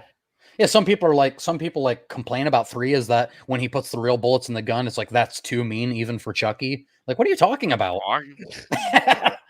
Chucky loves seeing people die and be miserable. Like he was the fucking Lakeshore Strangler in real life. The like, fucking the garbage truck scene still freaks me out. Yeah, set that motherfucker up. Yeah. Imagine that has to be like that. Probably the same way the logs in Final Destination became a fear for people. Years before that, with Child's Play 3, the garbage truck thing probably was one of their biggest fears. Yeah. Imagine being in there and it starts closing.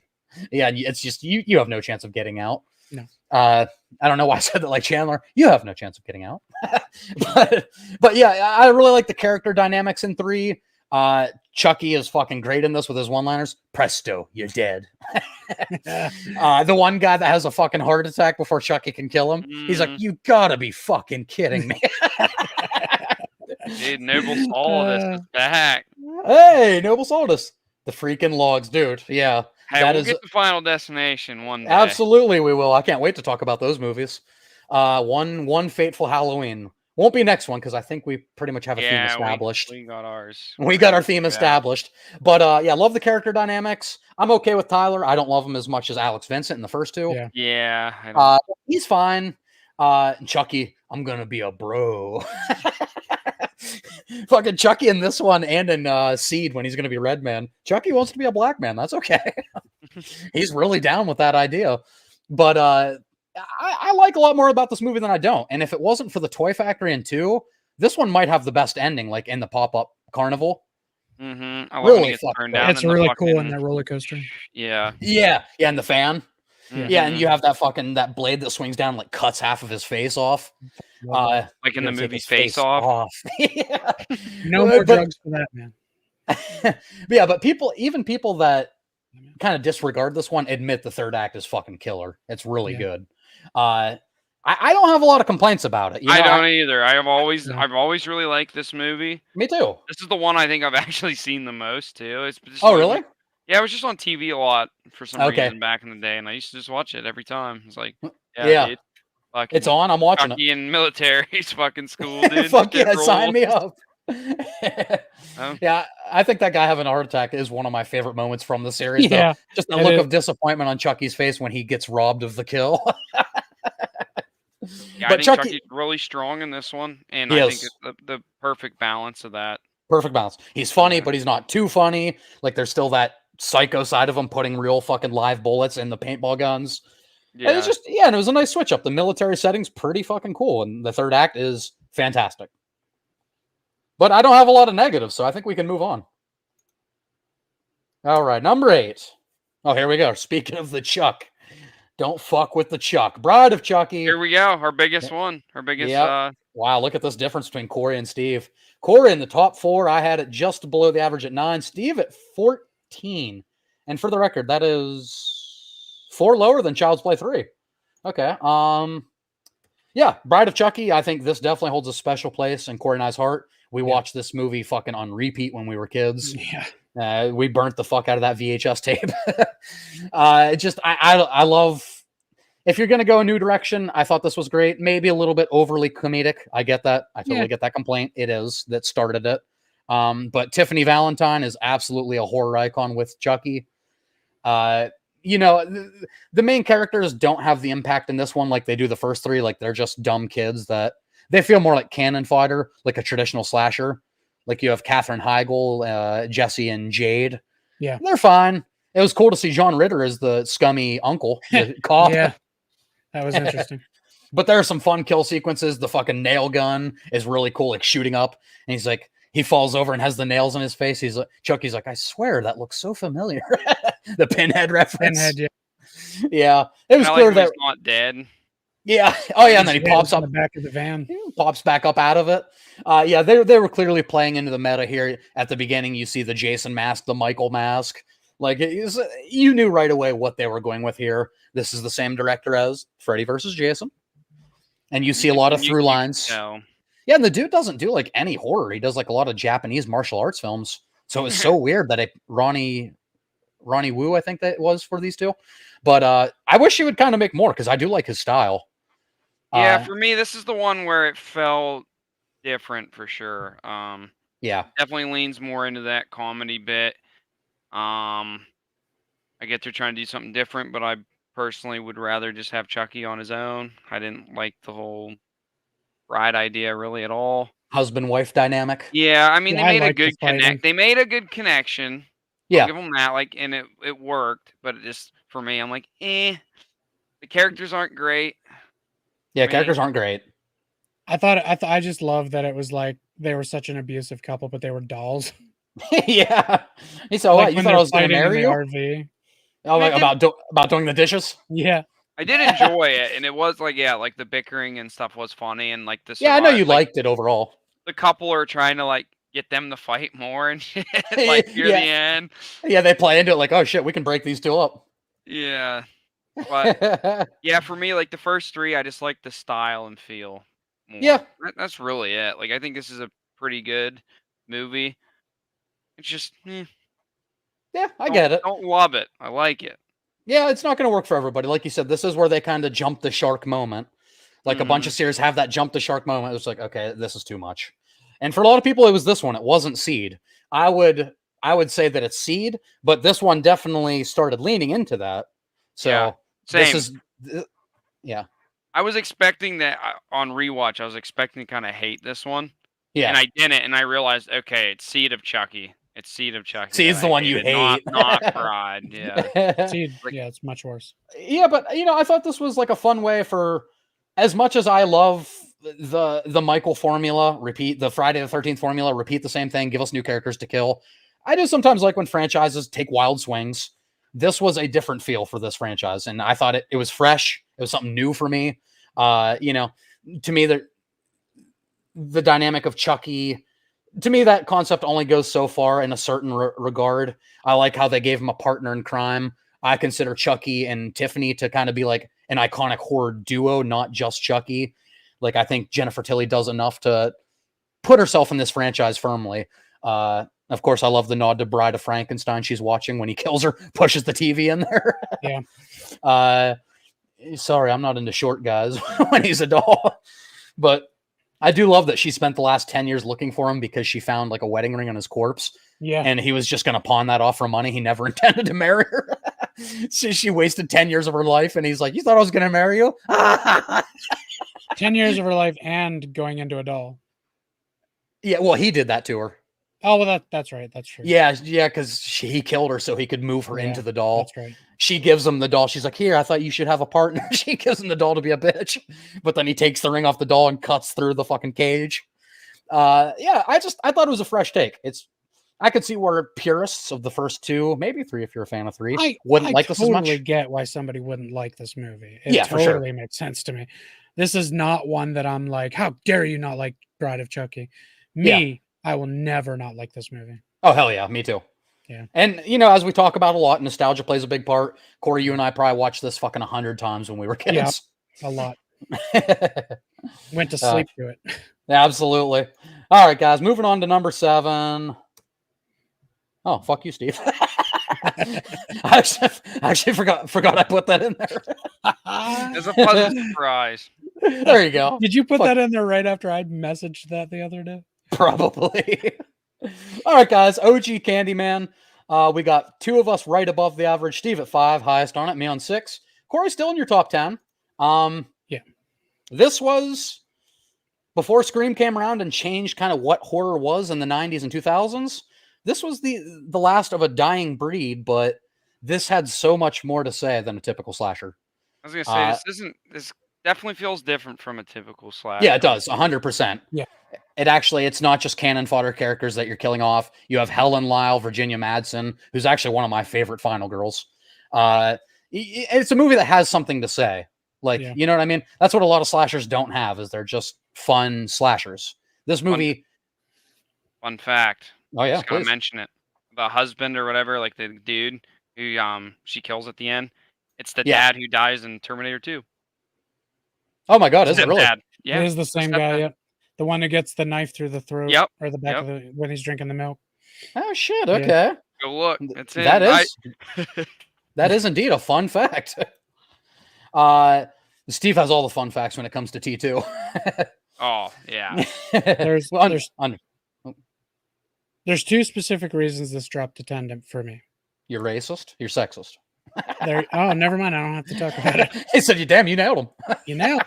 Like, damn, really? I don't. It took so long for Candyman to show up. That's true. And I don't like the romantic aspect to it. I don't care. Oh, yeah. Yeah, like her being like the reincarnation of his lover. Yeah, I don't care. Or he thinks she is. Yeah, the picture thing was so dumb. I'll give you that. Oh, that looks like me. It's like, I'm fucking done. Other than those 2 very superficial like a stick figure. Yeah. Other than those 2 very superficial things, I really like this movie a lot. Yeah. Steve, it's like Scary Movie. Or, I mean, not another teen movie. Another teen movie. You have eyes. I like the part where so bad. What is it when she's like about the car wreck or something? He's like, no, she died of cancer. Oh yeah, it was raining that night. A car crash. No cancer. Not Another Teen Movie is one of my favorite. Oh, it's hilarious. Randy Quaid. Hey, there's your tits. And the fucking Jake Weiler was mewing before that was a thing. The kid gets fucking speared in half, dude, in the football game. Hey, he caught one. Billy Bob, you only have 2 concussions left. But no, the thing with Candyman is like I just really like the aesthetic and like it just feels eerie the whole time, you know. It's like it's daytime and you're kind of like creeped out. And in most scary movies you don't feel that. Like, but anytime like during the day in that movie, you're kind of like, this is kind of fucking creepy, dude. That is weird how it made you feel creeped out during the day. Yeah, that's not very typical. Yeah, because usually like a nighttime setting is kind of like a cheat code for horror movies. Yeah. You want something to be scary? Put it in the dark. Hey, we're in the fucking daylight in a parking garage, and it's fucking weird and creepy. Yeah, absolutely. One of the things I think absolutely this movie did incredibly that is lost in the sequels is the score by Philip Glass. The score is so fucking good in this movie. Yep. Tony Todd, his theme. Yeah, the opening is great. The opening theme, fucking Candyman's theme is so good. Yeah. It's just, this movie shows how much a score can really affect a movie. But you know, Philip Glass didn't reprise for the sequels. Halloween. Hell Hell yeah, I agree. And the practicality of the bee scene when he has the bees coming out of his Yeah, mouth. because he actually yeah. had bees in his mouth. Not only Yeah. did he really do that, but she was deathly allergic to bees. Oh yeah, Helen She Lyle. Yeah, Or, never got stung, but he yeah, got Virginia stung Madsen. like 20 times. He did. They said mostly in his chest. Yeah. Yeah, because they had like a little dental dam thing for his Yeah. mouth so he wouldn't get stung, but one bee did get under there, which would fucking suck. Yeah, didn't they pay him like 10,000 per sting or something like that? I think it was 1,000. He ended up making like 23,000 off stings, Yeah. which at the And they time, were mostly 92, in his that's chest, yeah. yeah, but most of them were in his chest. But, But, yeah, I just think I- Tony Todd was so goddamn good in this. He's movie, he's dude. absolutely iconic. Helen. I like that there's more of a story to be told about, gentrification and racism and stuff, and all that stuff is done beautifully in this movie. It doesn't hit you over the head with it. I think Virginia Madsen is amazing in the movie. Corey, I get the complaint about Tony Todd. It takes him like 45 minutes to show Yeah. up, but I just think she like demands the screen so much that I didn't even notice it when I rewatched it. Just because I true. dig what She's she's very good. doing. And she's fucking fearless. She's going into this She's ghetto. Half stupid. It's half stupid. Yeah, like you said earlier, there's a fine line between brave and stupid. Yeah. Yeah, a little too ballsy. A little too ballsy. Yeah. She's like, she ain't scared of shit. She goes into this ghetto, and then, which by the way, those were like those guys down at the bottom were Yep. like real gang members. Real gang members. They actually signed shot at one of the They vans. signed like a half treaty with the gang member leader yeah, that they wouldn't kill anybody. yeah. The staff went on to say like they shot 2 times like at their van. And also Virginia Madsen, like when she sees Candyman, when it looks like she's under a trance, that's because she was actually being hypnotized for this Yeah. movie. She Like eventually had to tell them to stop doing it. Yeah, she did. It was too much for her. Yeah. But they were so authentic with it that they fucking put her under every time right before a scene with Tony Todd. So she'd be like in a daze. That was half of those were so noir too, like the black on. Oh, top and they had bottom, the light. stream of light coming across, and she's sitting Yeah. there with a cigarette. It's like what? Oh yeah. Yeah, they were trying all kinds of Yeah. different kinds of filming with that. But yeah, they eventually had to stop because she said to this day she doesn't remember filming half of that movie because she was in a trance, which is fucking wild. I didn't know that. That's actually Yeah. crazy. That's crazy. That is too. crazy. They went the extra mile to fucking like really sell it. But Tony Todd's incredible. He's one of my favorite horror icons. Yeah, it's crazy how this one movie just like solidifies. Yeah, him. so well. I love the setup where she's in the wrong place at the wrong time. He keeps killing all her friends and family, and it looks like she's doing it. Mhm. So it's Yeah, like, she keeps getting blamed for it. yeah, so it goes from like an urban legend tale with commentary on racism to a losing your mind kind of insanity movie. Like, am I doing this? Is someone else doing this? Nobody believes me. To the thing that you don't care for more, the third act, like opera kind of feel of the romantic angle. The Phantom of the Opera tie-in there was very. Yeah. But I love it. It's a great gothic setting, a fucking fantastic score by Philip Glass. Tony Todd kills it. Virginia Madsen's fantastic. I don't mind that kind of stuff as much as you do, so I really have nothing bad to say about it. Yeah, my only complaint is the fact that she figures that out from that stupid picture that looks terrible and like That's in the That doesn't apartment. look- Yeah, it doesn't look you anything like couldn't him. tell. Like you would look at that and be like, It's a rad Okay. hole in the wall though to come out of his mouth like that. That's pretty Oh, cool. that's a cool shot. Yeah. like yeah, cool. There's this picture of him and this girl, and there you go. But And she puts it all together. she's like, oh no, that's actually looks just like me, and it's like, does it? It does it though. Other than that, nah, dude. I think Candyman kicks fucking ass. Yeah, it's a good Hell movie. yeah. And the scene when she like breaks out of the hospital and goes to her house and he's there with like the student. I just love how fucking afraid of her they are. She's holding the knife. Like she plays into it too. She walks right up to the girl and get out of my house. That girl's like, please don't fucking kill me. It's really good.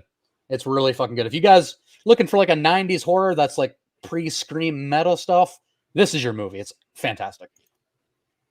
All right, number 6. Here it is. Dream Warriors, baby. Obviously, I am, as I expected, very much the highest on this. It's in my top 3. Corey nailed it on the head at 6. Steve, 1 below at 7. Fucking Dream Warriors, guys. Oh yeah. You take away, Steve, I know a couple things you're going to say, and I agree. You take away some of the, I'm the wizard master. You take away a That very shoddy skeleton stop motion fight at the end. You take away those 2 elements, this might be my number 2, maybe my number 1 pick. Corey, I know this is your favorite Nightmare, right? It is, yes. which means you're going to have this higher than Nightmare. Spoiler, that's crazy. Hey, Yeah, look Corey at has this at Matt. 6. Look what Matt said. What Matt say? Hold on, let me go to it. Yes.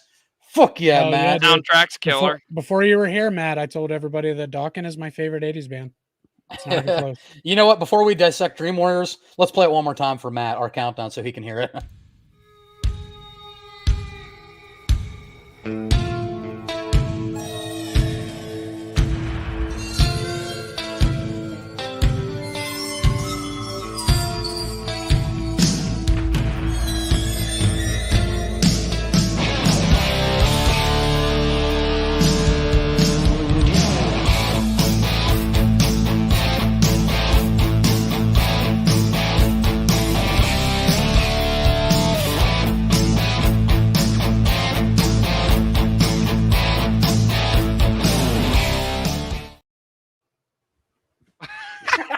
Dude, Sorry. that intro kicks so much ass. That shit just hypes me up.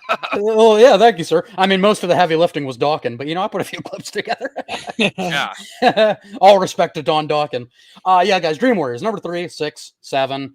I mean, I don't think anybody's gonna overly hate on this movie. It's in all of our top 7s. I think the strongest thing about it is the cast. I just Cast love is the cast. great. I love like every character. I think all Yes. of them were great. Even the It's Wizard weird. Master. It's, Yeah. I like, yeah, as much as that kid sucks. If you take away that scene, I think the kid's okay. Yep, same. Yeah, the green lightning monster. Yeah. that- In the that name was of cool. Elf, the Elf yeah. Master. And I At get that it, point- he's some fucking nerd, but like, Yeah, at that point, I'm like, Freddy, kill him. It was taking what nerds are. Nerds are cool. All right, fuck all y'all. Well, back Nerd- then, nerds were nerds. But what I'm saying is, back then in movies, when there was a nerd, it was so clear they were nerds. Oh yeah, They poured every fucking thing into them. Like, I play D&D and my glasses fell down a little bit. Hey, I Here's played my D&D. pocket protector. oh yeah. hated 80s made like the it. I most hated that. stereotypical nerds. Yeah. Mm. I was wearing Spider-Man shirts at school before it was cool. But if you take away those two things from me, like I said, you get rid of the skeleton thing, you get rid of the I am the Wizard Master. This is like a perfect Nightmare movie for me, and it Yes. would be my favorite. It already is Corey's favorite, but As this my is favorite kill of any of the Nightmare movies. which one? Marionette kill. Oh, dude, Yeah, so I fucking was good. actually gonna Creepy. mention that as one of my favorite scenes. His in the fucking movie. tendons being pulled out. Dude, it's Mm. fucking It's crazy. brutal. And And I love that nobody else can see it because usually when Freddy does stuff, you can see it happening.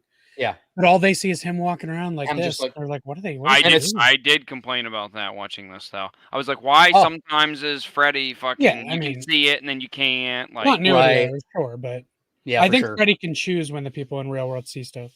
Yeah. well, I think Yeah, fuck it. I think He has that's stupid, but it's whatever. they make up powers as they go. Fuck it. He can do what he wants. That's true. Same with Chucky. They just make shit up. But I still think it's properly creepy when Kincaid sees him just like walking. Like Yeah.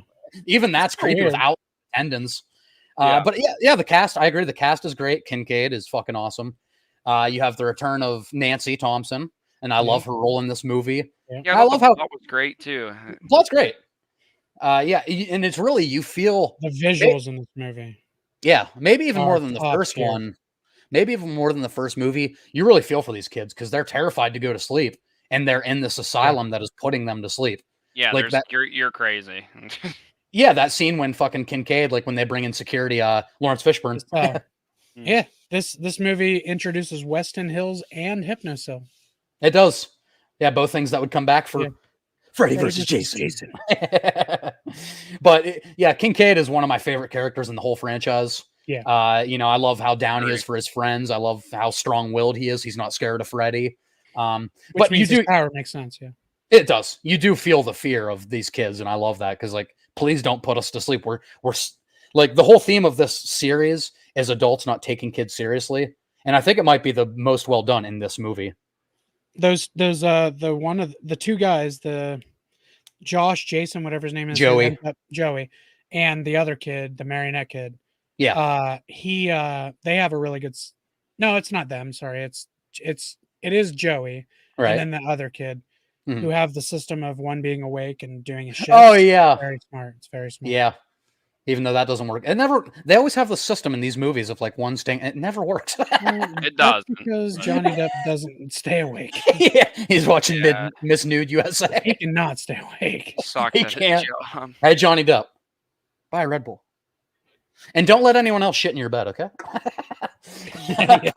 But Dream Warriors is like, I don't think it's anything we're going to complain about. Like, Steve has a few little nitpicks. I will admit there's a few wonky scenes. The nun stuff doesn't bother me at all. I think it's the right amount here that it doesn't become over convoluted.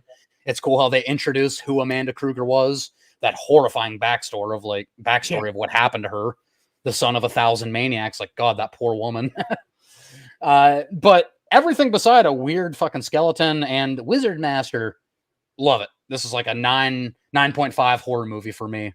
I also love the weird skeleton doesn't even bother me, honestly. Yeah. It's a The very biggest Freddy thing Krueger about thing. that, the biggest thing about that scene for me is I was just like, I guess like, oh, they're in the real world and his skeleton. I didn't like it. At all. I get it. I get it. It looks very cheesy. So Not this even that. I day- just feel like it just didn't make sense either for me. Oh, okay. Like it doesn't work within the rules of. Yeah. Yeah. What I was gonna say though is, to this day, watching that movie when I put it on, the paper mache opening for some reason, it's Yeah. so satisfying. Oh yeah, when she's making the house. It's so satisfying. Yeah, when Kristen's making the house. Yes. Yeah. I Also, don't get Patricia it. Patricia Arquette. This was her first ever movie, and I think she was Great. awesome. I love the dynamic between her and Nancy. I love the concept of her being able to pull people into her Yeah. dreams.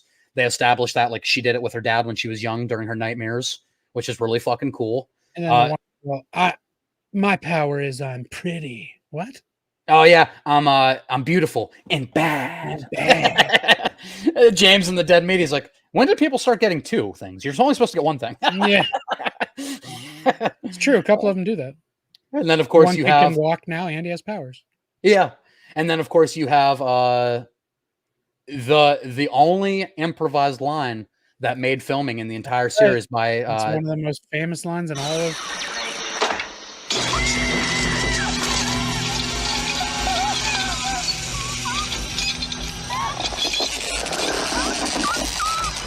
This is it, Jennifer. Your big break in TV.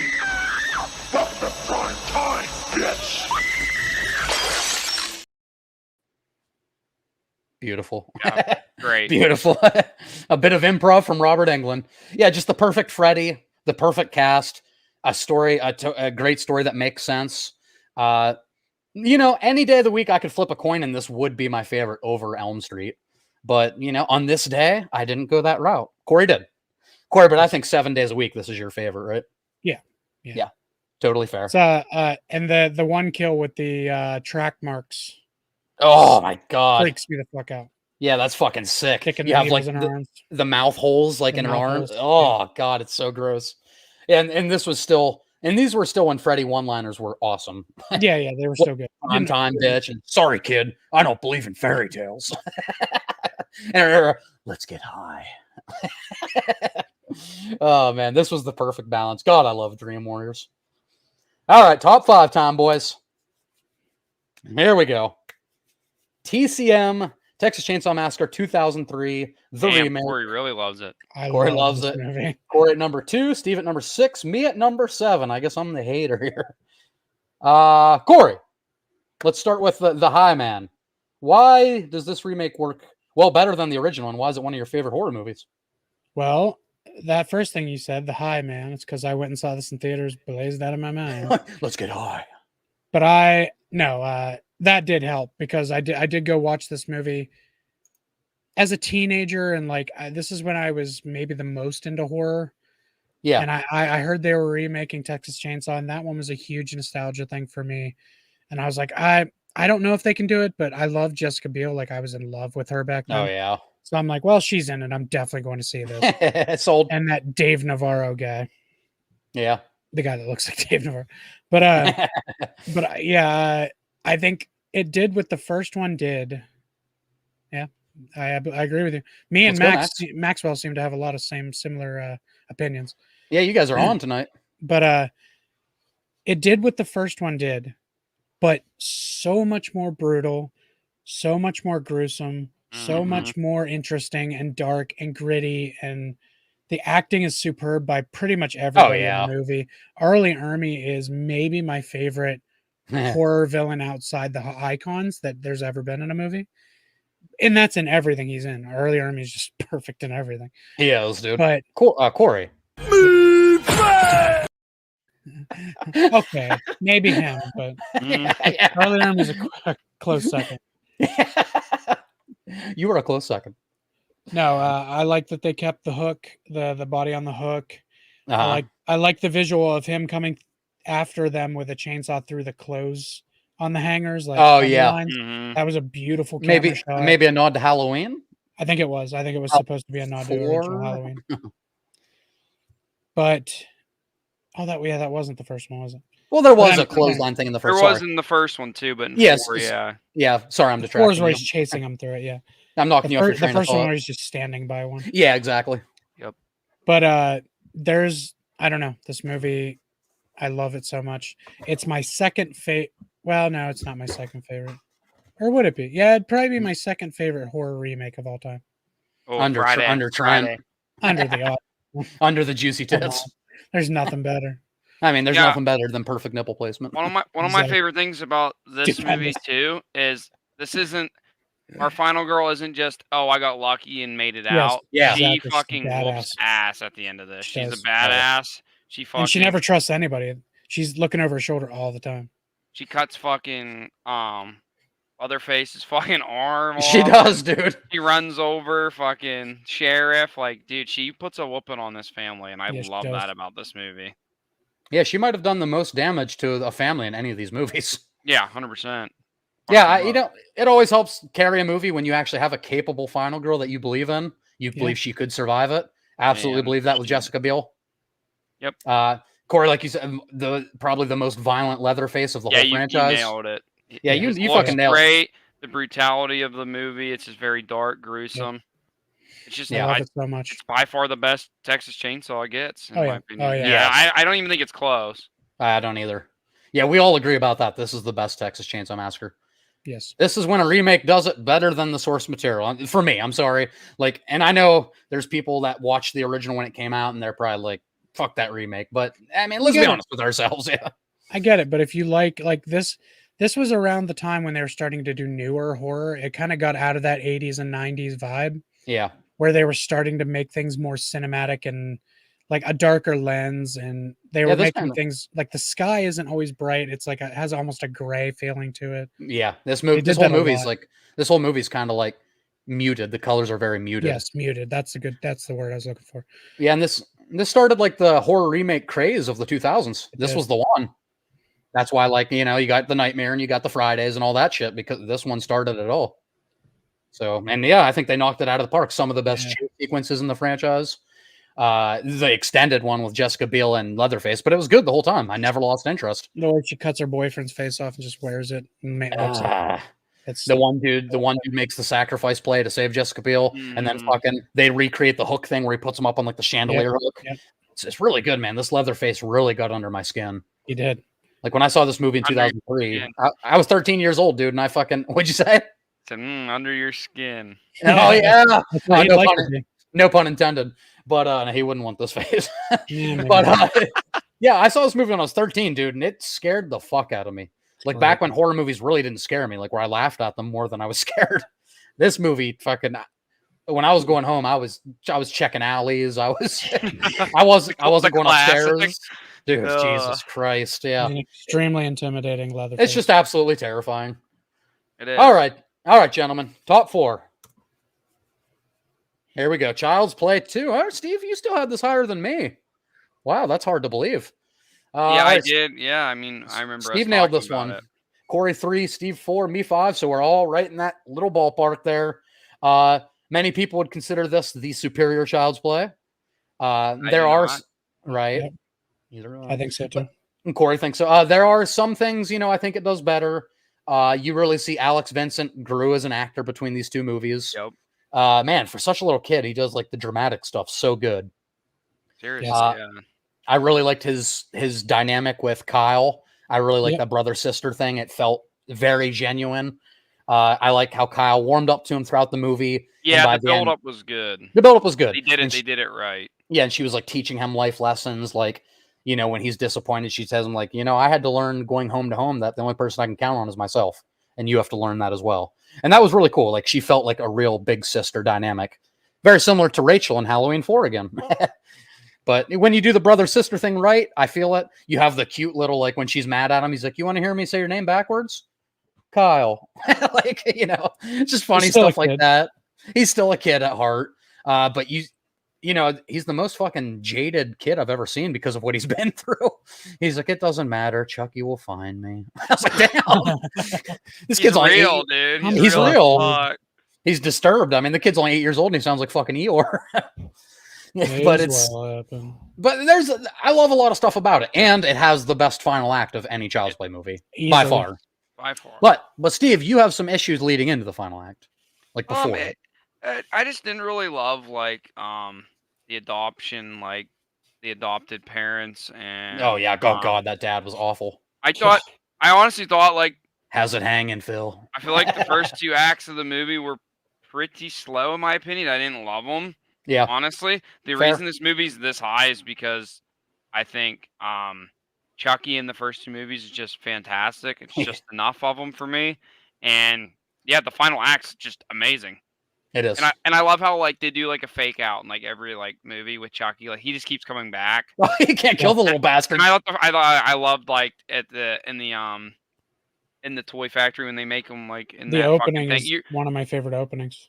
But you think he's dead, like for sure. All of like the limbs and shit. Yeah, you're like, okay, so he's 100% dead, and then he's not. Like I genuinely, even on rewatch, I thought like that was it. Yeah. I was like, oh damn, they got me. Even on rewatch, you're like, oh, this is how it ends. That's right. Yeah. And then here comes Chucky. In the scene where the guy gets the fucking that was great. That is one of the most memorable kills, I think, still to this day, getting the fucking eyes replaced. Mm-hmm. I don't know how Chucky strung that dude up though, but that's neither here nor there. But besides, like, yeah, like it's a little slow for me. But like I agree about the adopted family. By the way, I hate that dad. The final act is just so damn good, and like on rewatch, I forgot how good of a horror movie like Child's Play and Child's Play 2 are. Like I just think they're both really good. Hell yeah. I think that was your biggest takeaway from these rewatches, and I'm very happy about that. Chucky is a legit horror icon. He deserves his place. Of the ones we're doing tonight, he's my favorite of the icons. Of this group? Yeah. It's hard for me with Chucky and Freddy because Freddy, they both go so fucking goofy. I think Freddy's like, I like Freddy more, and I like his powers and stuff. I just think it's so unique and cool. Like the dude haunting you in your dreams. Problem is, most of his movies fucking suck. Right. Freddy would be my favorite if he stayed Freddy 3 on.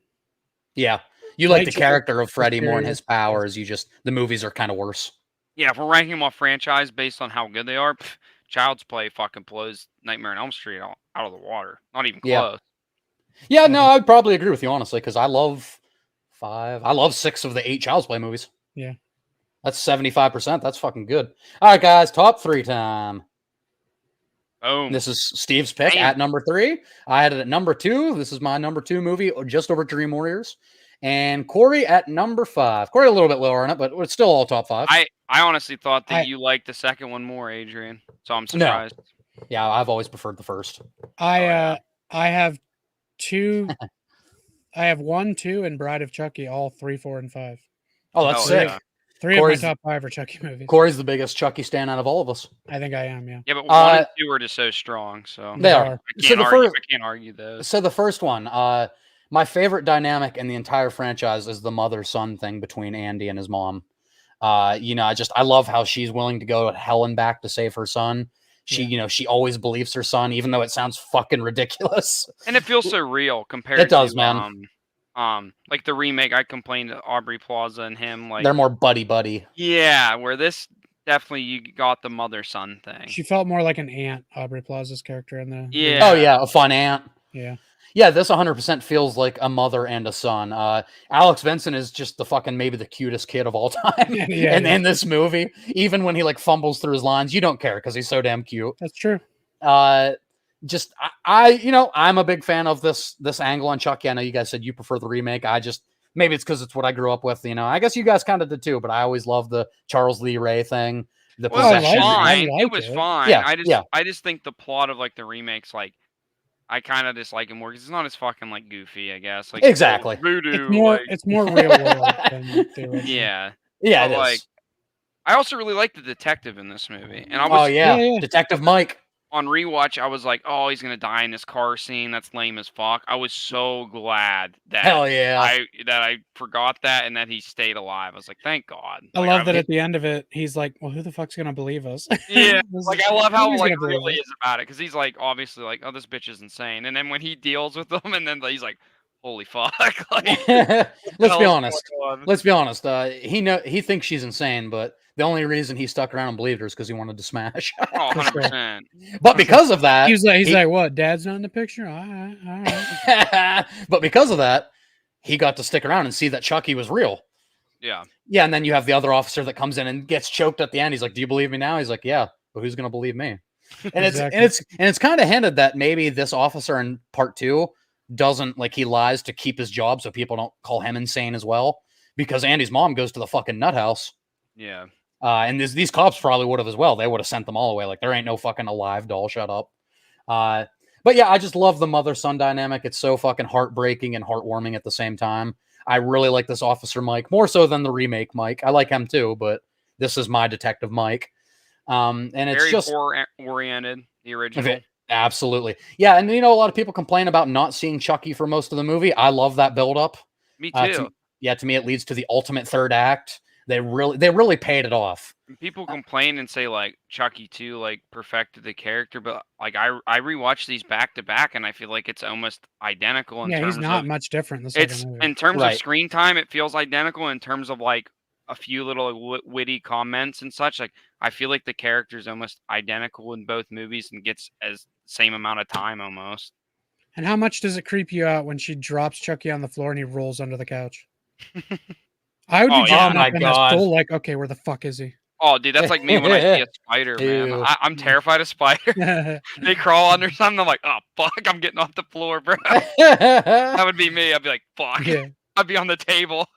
Wait, Steve, did you say that's how you get when you see a Spider Man? You're trash, Brock. You gave me an opening, okay? It was a stretch by me, but I heard Spider Man back to back. But yeah, I'll say, when I rewatched this a few weeks ago, I was seriously debating it, putting this at number 1 on this list. That's how much I enjoyed it when I rewatched it. I fuck was yeah. like, holy fuck, this is just a great horror movie. It is. And also, I think one of the best reveals of all time is those batteries falling out of the box. Yup. So Yes. fucking good, dude. I Every love time that so much. Every time I rewatch that scene, I know it's coming and it still gets me. Yeah, I'm you're like, holy fuck, dude. that is so good. What a fucking way to do that. Yeah. There you go, Terry. Terry's Yeah, more with us, Terry. Corey. You can have Max. We have Terry. Well, Terry did say he's That's fine. unsubscribing to me because of Texas Chainsaw. That's true. Gary's a big OG guy, man. Yeah, he is. He's been here since the beginning. He's probably Terry- 70 years. He probably is. probably beating his meat I He's mean, like, I "Yeah, have been this whole stream. the whole time. I was during the Jesse dance scene. But yeah, I mean, it's nearly a perfect movie for me. Like, you know, I love the first act. Like, what's going on here? I love the first person kind of view, maybe paying homage to Halloween a little bit. You have the fucking hammer kill, the lady falling out the window. Fun fact: the Jennifer Tilly bathtub scene is what they wanted to do for this first movie, electrocute her, but they didn't have the budget. But I'm happy with the window thing. Yeah, that worked too.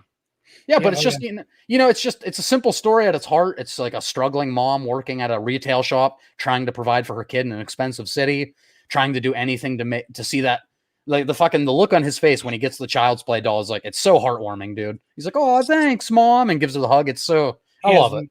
He has no idea his mom almost got R-worded just to get. Oh, yeah, right. Thank God, Detective Mike wanted to smash too, and he followed her. Right. Right. But that is a weird part in that movie where he's like, "Where are you going?" She's like, "Where I work or to my job." You know, like to that area. She doesn't give him an address. He's like, "That's a bad area." It's like, how the fuck do you know where she works? Was that ever established? Detective Mike creeping a little bit. But yeah, other than funny little nitpicks, it's outstanding. It's a great movie. It's a perfect movie to me. and just little fucking Andy, dude. Little Andy, so cute. When she realizes he's alive, and he's like, "Yeah, I'll kill you, you bitch." Yeah, okay, yeah, you just slut. instantly Great. starts fucking freaking out. Fucking. Hanging on. Why does that work so well? Like it's so Hey. goofy. Don't know. Just remember, Cody Leach said he would struggle more with Chucky than he would Jason. By the way, That's ridiculous. That's a And total fighting fucking. them. That's a Go, total. go watch homer. the video. I was absolutely just. I was like, What was his reasoning? go watch it. Was that Okay. the Would I Survive tier list? Yeah, Yeah. Would I survive? I didn't see that one yet. Which would be fun to do one day. We could rip them off. You know. yeah, that'd be great. All right, boys. Top 2 time. So what do we have left? We have It and we have It, Nightmare on Elm Street. In that order, you think? I don't know because I think Corey likes it so much. that I'm I bringing down Nightmare on Elm Street. Yep. I know I am. think, Yep, I think it's gonna be number 1. Wait, I do I think have it's gonna any? be number 1. All right, boys. Let's find out. I actually don't remember. Knew it. Yeah, there it is. I knew Fucking it. Corey and his trash opinions. Steve, Steve, I'm sorry I said fuck you earlier. I meant that for Corey. Yep. I And take that's it. fine, and that's I accept fine it. because it's my number 2. Yeah. And No, I it- debated it as well. It was Nightmare on Elm Street, It, and Child's Play. I was sitting there debating for a while because I was like, "Fuck, I love All all right. 3 of these." But that's bullshit, Corey. How do you get better than this? Sure, you can't. You can't get better than that. That looked pretty good. To somebody because they passed it. Yeah, guys. Number 2. This was the. I mean, I guess not complete shocker for me, but and let me just say it's razor thin. But this is number 2. Corey, why do you hate A Nightmare on Elm Street? Top 10. Here, Yeah, I hate it. I don't want to make Um, this like to call you out or anything, but Corey, why do you hate Nightmare on Elm Street? I'm just gonna go ahead and say no, I don't hate this movie. I love this movie, but it just Freddy. It's hard. It's really kind of hard to explain because Freddy's not in enough of the beginning of this movie. He's just kind of talked about, and you see him man. for a second, then they're out of the dream. Then you see him for a second, then they're out of the dream. And Rod's a douchebag, and he I was- like how he dies though. That's really Rod. I thought he was great. Hey, the Uh, greaser. He's like, "Hey, I didn't kill Oh. nobody." He's fucking awesome. for Michael.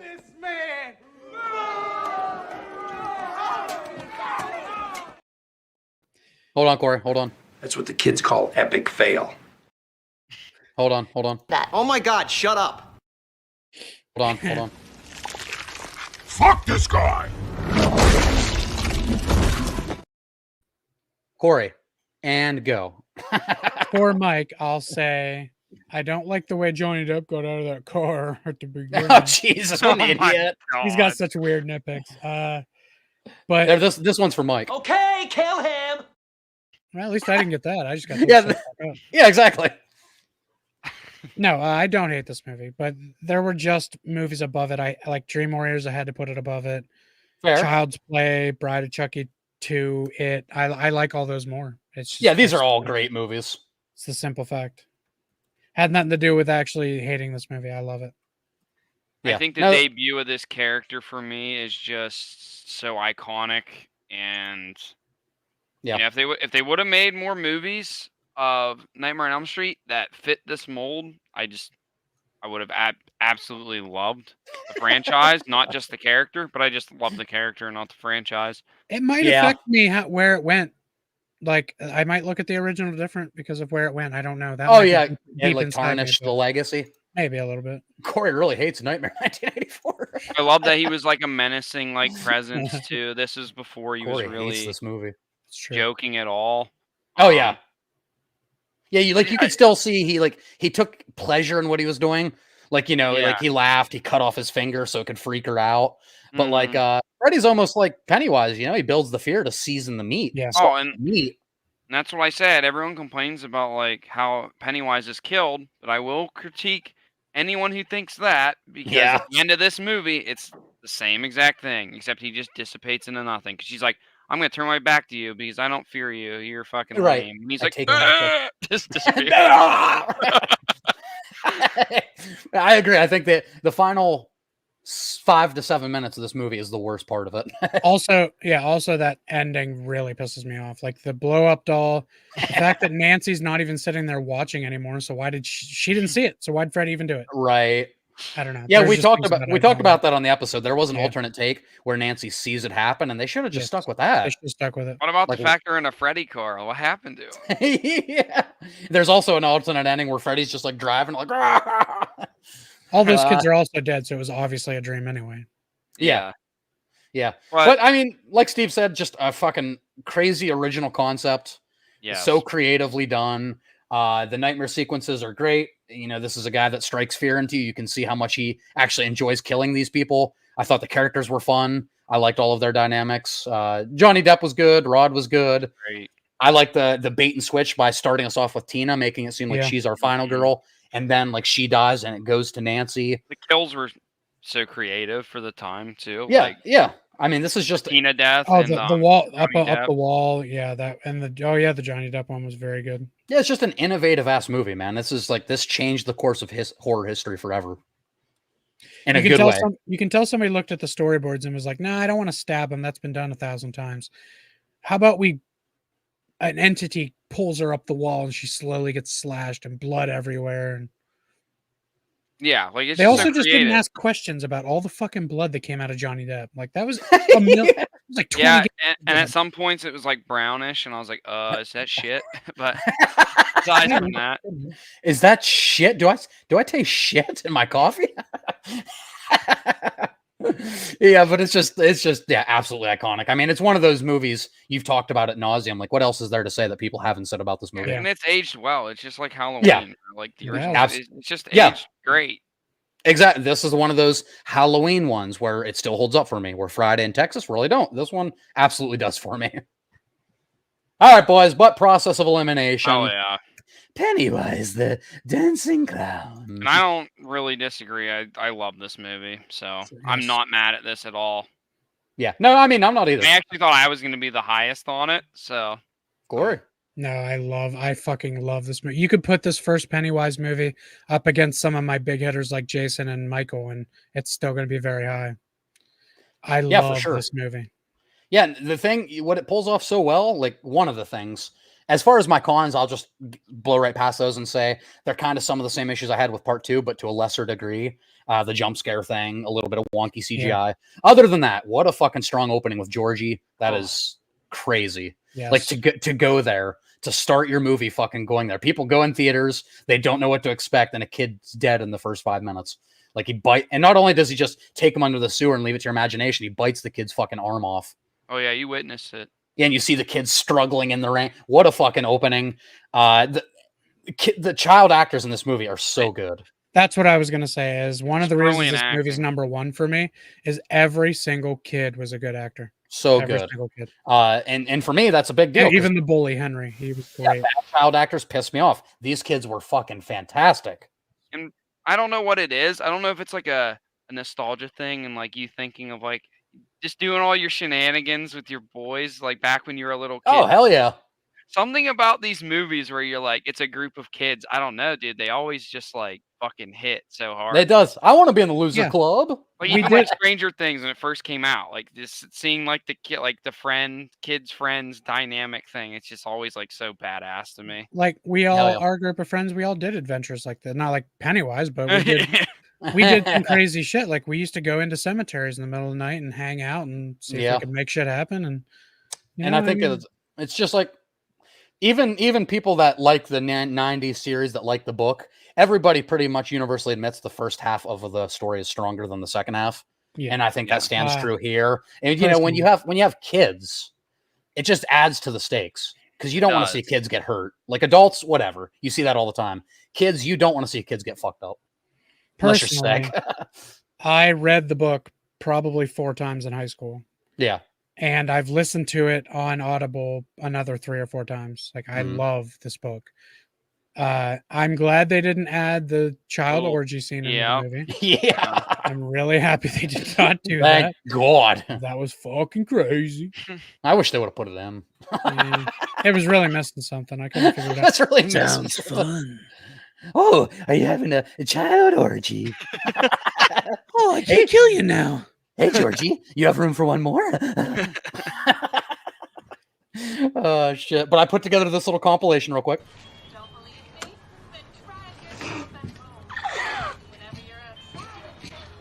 Do you want one for me too, Mrs. K? What'd she do? More like who'd she do? For what I hear, the list is longer than my wang. That's not saying much. Wow. Cool, huh? No, nothing cool. Wait, can only virgins see this stuff? Is that why I'm not seeing this shit? We all know no one else is going to do anything. Eddie was nearly killed! And look at this motherfucker! He's leaking hamburger helper! Because I want to run towards something, not away. I'm sorry, who invited Molly Ringwald into the group?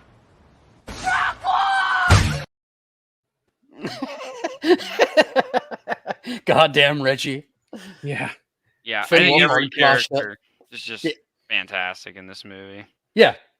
And the kid who played Billy, I really believed his stutter. I thought that kid had a stutter in real life. Oh, yeah. I really believed They it. brought it back a little bit with James McAvoy, too, when he got Yeah. scared. Yeah, the girl character, she's gone on to do some stuff. Of course, she was in that Yeah. Dungeons and Dragons movie we really Very liked. good. Yep. She's very good in it. Man, she crushed it in this movie. Yeah, she did. Like I don't know about maybe I think she might be the strongest performance. Like I like them all, but a lot of them, some of them were more comedic. Like as far as serious side, her and the main, was it Billy? You said? Billy. Yeah, her and Billy, I think, were the Very stars of the show on the serious side, Yes. and obviously Finn Wolfhard was great with the Of comedy. course. Yeah, but it really is good. Like it's just fucking a solid. It's scary. It's you care for these kids. You're invested in their characters. They act like well beyond their age. It's crazy how good they are. Yeah. And just the story's gripping. There's stakes there. I like the ending a lot more to this one than I did part 2. And you know, it makes sense. People are like, why are the parents so shitty in this? Well, that's the whole point. Like they're under Pennywise's spell. He makes the parents shitty so the kids feel more alone, more isolated. He's adding to that fear. So just everything works for me in this movie, other than a couple too many jump scares. That's it. I thought they were going to. Basement, though. Oh my god, That yeah. jump scares. Fucking. Oh, Mm. there's good ones as well. Yeah, Yeah. for sure. The refrigerator.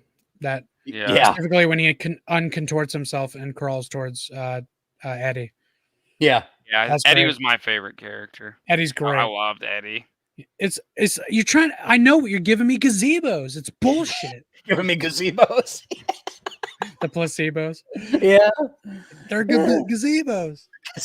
Hello, Eddie. The Eddie Yeah, scene when he's an adult, where he goes in and it's like dude's sick, and that one the what Pennywise is pretending to be is like puking on him and shit. That's fucking crazy. Oh my Fucking god, yeah. gross. Has like lesions all over its face and it's bleeding. But I everywhere. hate that was another thing with the second one. I hate how they do that. Like they cut that tension with "Just Call Me Angel." Like, why is that song playing when that happens? Like that could have been really dark. And Yeah. it plays like a fucking Deadpool moment. The Or first one something. did not do that. Yeah. The first one didn't do that. It took it Yeah. more serious. And the way fucking Henry falls down that well, fucking. Oh my brutal. god!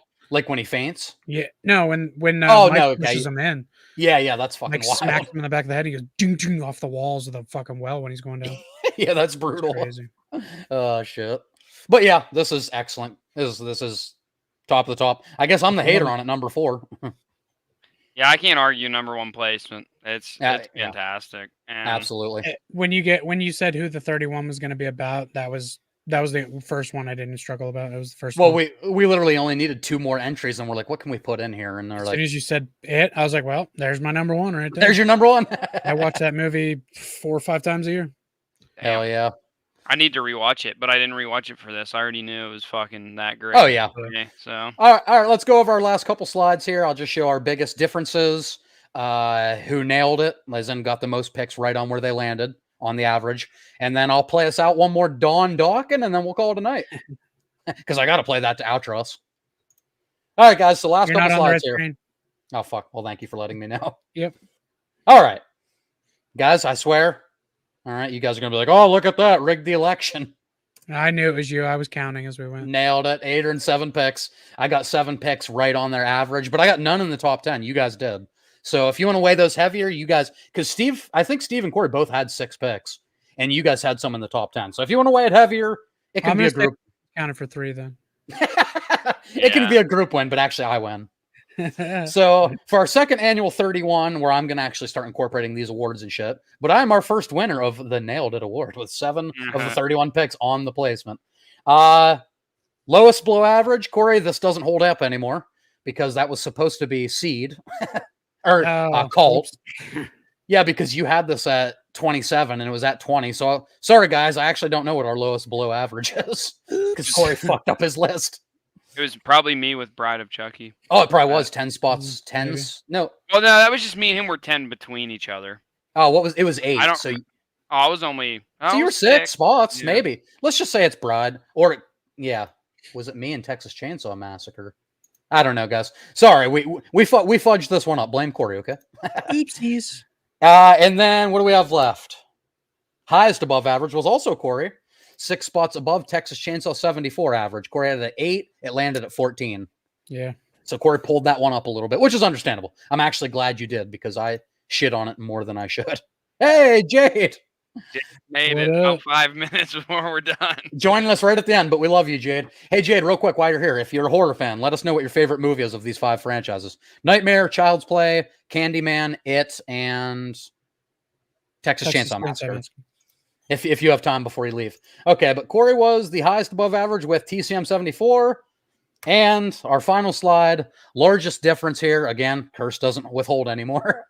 But just based on how this went, Corey mixing them up, Corey had Curse at 27. I had it at 15, so that was a huge one. Number 2 was also Corey and me. Corey had it at 8. I had it at 19. And Bride was 10 spots, Corey and Steve. Corey had it at 4. Steve at 14. What's CM? CM Punk. Candyman. Oh, Candyman. Oh, that's a sick pick. I love it. I didn't know if he was doing Chainsaw Massacre or Candyman. Oh, I guess it could be either. Yeah. Yeah. Yeah. Clarify that real quick, Jade. Yeah. All right, guys, but that is going to do it for our this year's 31 on 3. Yeah. Thank you, Ryan. Yeah, thanks, Ryan. Fucking standing me up on our date. I see how you are. But, thank you that everybody was here. Thank you, Matt. Thank you, Max, Terry, Josie at the beginning, Jade, Noble Solidus. Anyone else I'm missing, I apologize, but thank you guys so much for being here. I think Chad commented early on. Yeah. So thank you for being here, Brother Pastorius. Chad will be joining us for next week's, where we'll be doing, do I reveal it, Steve, or do we wait? Oh, I don't care. Okay. Well, we're going to be going back into the gaming sphere after our little detour in movies. We're going to be ranking. If you guys liked our music, our Resident Evil Save Room music, we have the Killer Instinct music coming up next weekend. Chad will be back for that. Orion will be back for that. Not sure Corey will be joining us. We'll find out. I don't know yet. Oh, Jade's cheating. Candy Massacre. He's taking 2. That Jade is what happens when I walk into a candy store. Candy Massacre. But Jade, since you're always with us, I'm gonna let you have this. I'm late. Well, we love you all the same. Yeah, but next week we have the Killer Instinct music. So Jade, I know you're a big gamer. Come check us out next weekend. We're gonna be ranking the Killer Instinct character themes, right, Steve? Yeah, it's the Xbox reboot of Killer Instinct. Fuck you, Matt. Every character has Rowdy Rough Boys, baby. Rowdy Rough Boys. Sorry, go ahead, Steve. Yeah, you got some music to listen to. You don't have very much time. Yeah, I'm sorry. Jade said, have a great day. All right, Jade, have a good one, buddy. We'll see you next week.